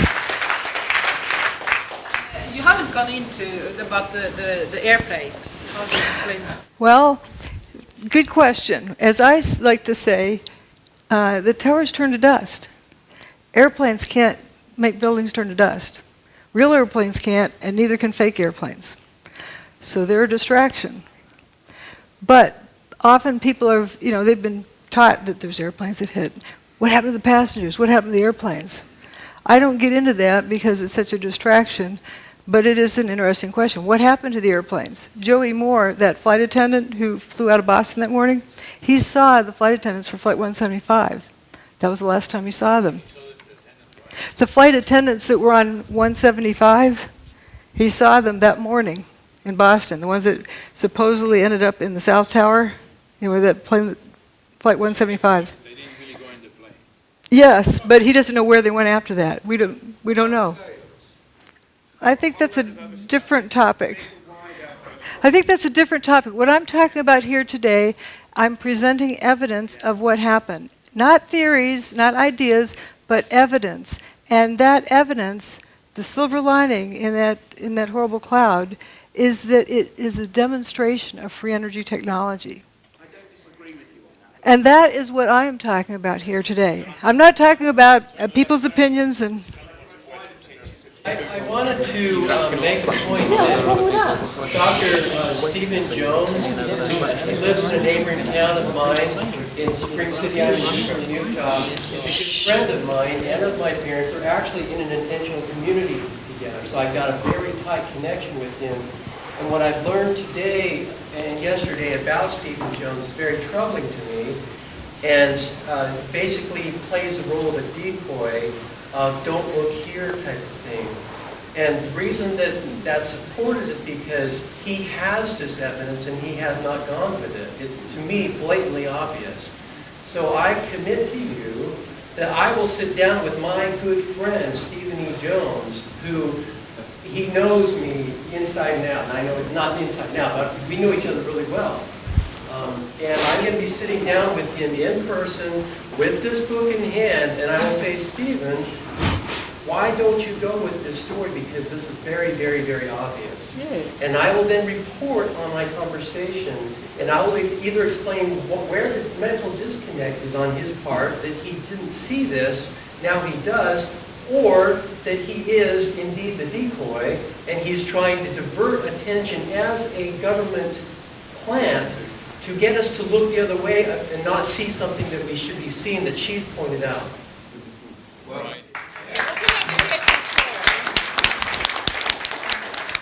Thank you. Yes? Yeah, in addition to that, your story is so crystal clear, actually, that I'm curious. I can see that you don't get staged on mainstream television. Okay. But the interesting thing is and to see where you get staged in the alternative media. Because usually I don't get much of a stage there either. But that's changing, and thank you to Jerome for inviting me here to this conference, and that is wonderful. Yes.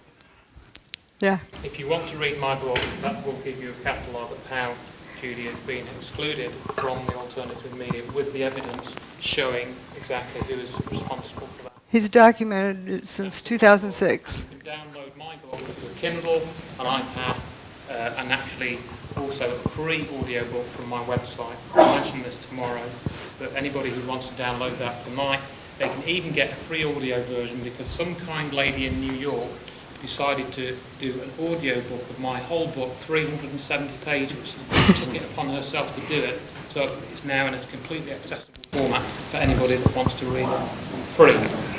That's good. Let's see some other questions. Yes. Obviously, there was some about John Hutchinson on the web, and I know a little bit about him. Have you much experience with John Hutchinson and the? I've been there and witnessed the effects of his. He can get it to repeat, but not all the time. Oh, he can get to repeat whenever he wants to. If you want a demonstration, he can get within 20 minutes. He has the thing warmed up and going. And for people who say that there's this rumor that it's not repeatable, there's a picture of John sitting amongst about 50 samples. Shows it's repeatable. Judy. Yes. Over here. Hi. Oh, here. Hi. Hi. Great talk. I really enjoyed it. It was a very good presentation. I didn't seem to be sceptical earlier. I didn't really mean to put that over. But moving on, I'm just trying to clarify. On the one hand, we've got the cold fusion. On the other hand, we've got the kind of Hutchison effect. How do those two gel together? I know you're just saying we're only saying what we can see, but I'm just trying to kind of put it together in my head. But looking at the similarities in the evidence, John Hutchison gets all of the same, transmutation. Is what he's using like a microwave type? Yes. Beam. What he uses is interference of at least two different types of energy. He creates a static field using a Van de Graaff generator. He used to use Tesla coil, but he now uses a Van de Graaff generator, and creates a static field, and within the static field interferes radio frequency signals like microwave. And within that zone, or someplace within that zone, these effects occur. And would you say that the cold fusion type effects, the effects of tritium, was as a result of that exotic energy? It's not that it's like I mean, when I think of cold fusion, I think of a process, but a solution. But it seems like there's an awful lot of things in common with it. Yeah, fascinating. Like, let's go study it. But, yes. Here in Holland, there were television images. Sorry. Yeah.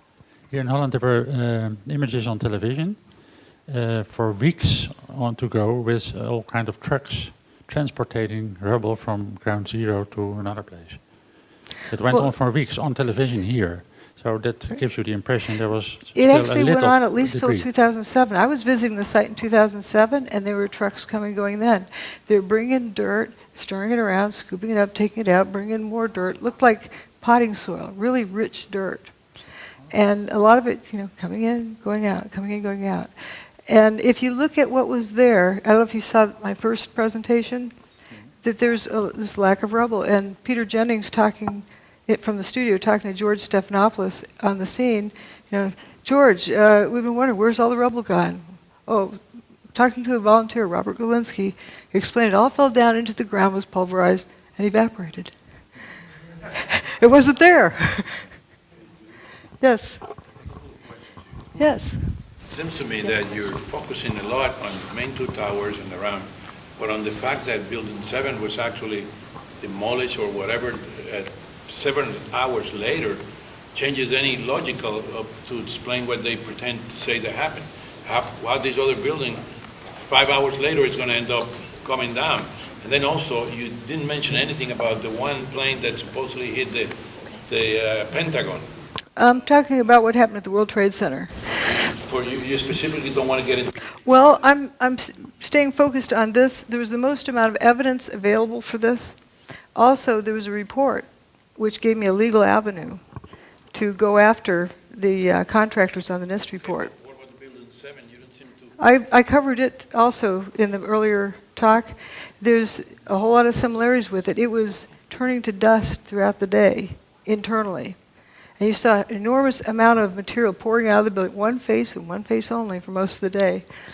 And when it went away, it didn't make a seismic signal that traveled through the earth. It only left a surface wave. It did not slam to the earth. And the surface wave that it left was almost a non-existent event. Right. Question over here. All this material going out. Yeah, the facade was about all that was left, and it was almost silent. And you can see it if you look at some of the images of it as it's coming down. A lot of people say it looks like a controlled demolition, but I have photos of it like 1 second apart where you see it, suddenly all the floors are frothing up. You know, just. Well, why would you say they took so many hours after instead of doing it at the same time than the other? You have to ask them. Yes, Judy. This is a question about John Hutchinson. You mentioned that it was electrostatic field. He built up a large static field, and then he had more than one microwave, so there was some type one or of more interference phenomena. So here's the question: is the interference points was it where the field was bucking, and thus we're kind of on an antinode? There really isn't so much of a node. It's like what one energy field does to another one. Maybe a way of explaining it is, it's a couple of ways you can get inside of a house. You can bulldoze down the front wall, or you can use a key. What it turns out, the interference of these different energy fields, if done just right, is like a magic key that opens up this door where you get this free energy. Wow. So John Hutchison brought down the World Trade Center. No. When I was giving a talk in Portland. Here's what's wrong with it. John and I were giving a talk in Portland, Oregon. Somebody asked that question. Well, he sometimes can't get it right. He sometimes gets it here, gets there. He can't really control it well. And I said, John didn't do 9/11. Thank you. We have time for one more. Hello, Judy. I'm an engineer myself, and if you look at the events of 9/11, it's a perfect theater. But looking from the culprits, you would expect that they have tried it before. And if you look at the anomalies in the Earth magnetic field, are you interested, or have you been looking for the period before 9/11, if there were any other anomalies in the Earth magnetic field that you expect? There are various things, and it's a big, complex event. I was also looking at the correlation between solar storms and hurricanes. It turns out if there's a solar storm that hits the Earth, about the time you have this low pressure system out in the middle of the Atlantic, very good chance it's going to turn into a hurricane. That's an interesting, correlation there. They got it first time right. I mean, there's other events I've not studied very carefully, but for example, Oklahoma City, it looks just like the inside of Building 6. The only difference is one, I've got pictures side by side. The only difference is one has some wheat checks at the bottom, showing that it came from the World Trade Center. There's also other events that have happened that are very questionable, but it isn't that it necessarily happened just this way for the first time. Thank you. Do we have time for one more? Sure. Just one more, this young lady in the Yes, front. I'd like to hear what the truth movement in America, how did they react when you came with this finding? Oh, that was back in 2006. For example, I'll go ahead and say it. Stephen Jones tells people that I'm talking about ray beams from outer space, or space beams. He's also the person that coined the term cold fusion for ridicule. It's not really the typical fusion. It's a different kind of process. And that helped sink it. And I remember an interview with Martin Fleischmann. He was asked if he had any regrets. He said, yes, letting my competitors call this cold fusion. Yeah, I never let people call it space beams, but I don't get on the air and somebody else does. But there's most of the people in the truth movement have genuine interest. They're sincere people. But there's collection agencies, I call them. They collect people, render them useless, keep them out of trouble. And anytime we get pulled into a group, or like what somebody recently told me, if you find yourself on a garden path, leave the garden. And that is sort of what happens with these organizations. And people tend to go with the flow. They tend to go with peer pressure. Let's have a vote about whether or not to trash somebody's career. Instead of look, what did these guys find? Let's go look at it. Ladies and gentlemen, Dr. Judy Wood, we appreciate her knowledge, her courage, and her willingness to share. Thank you. Thank you.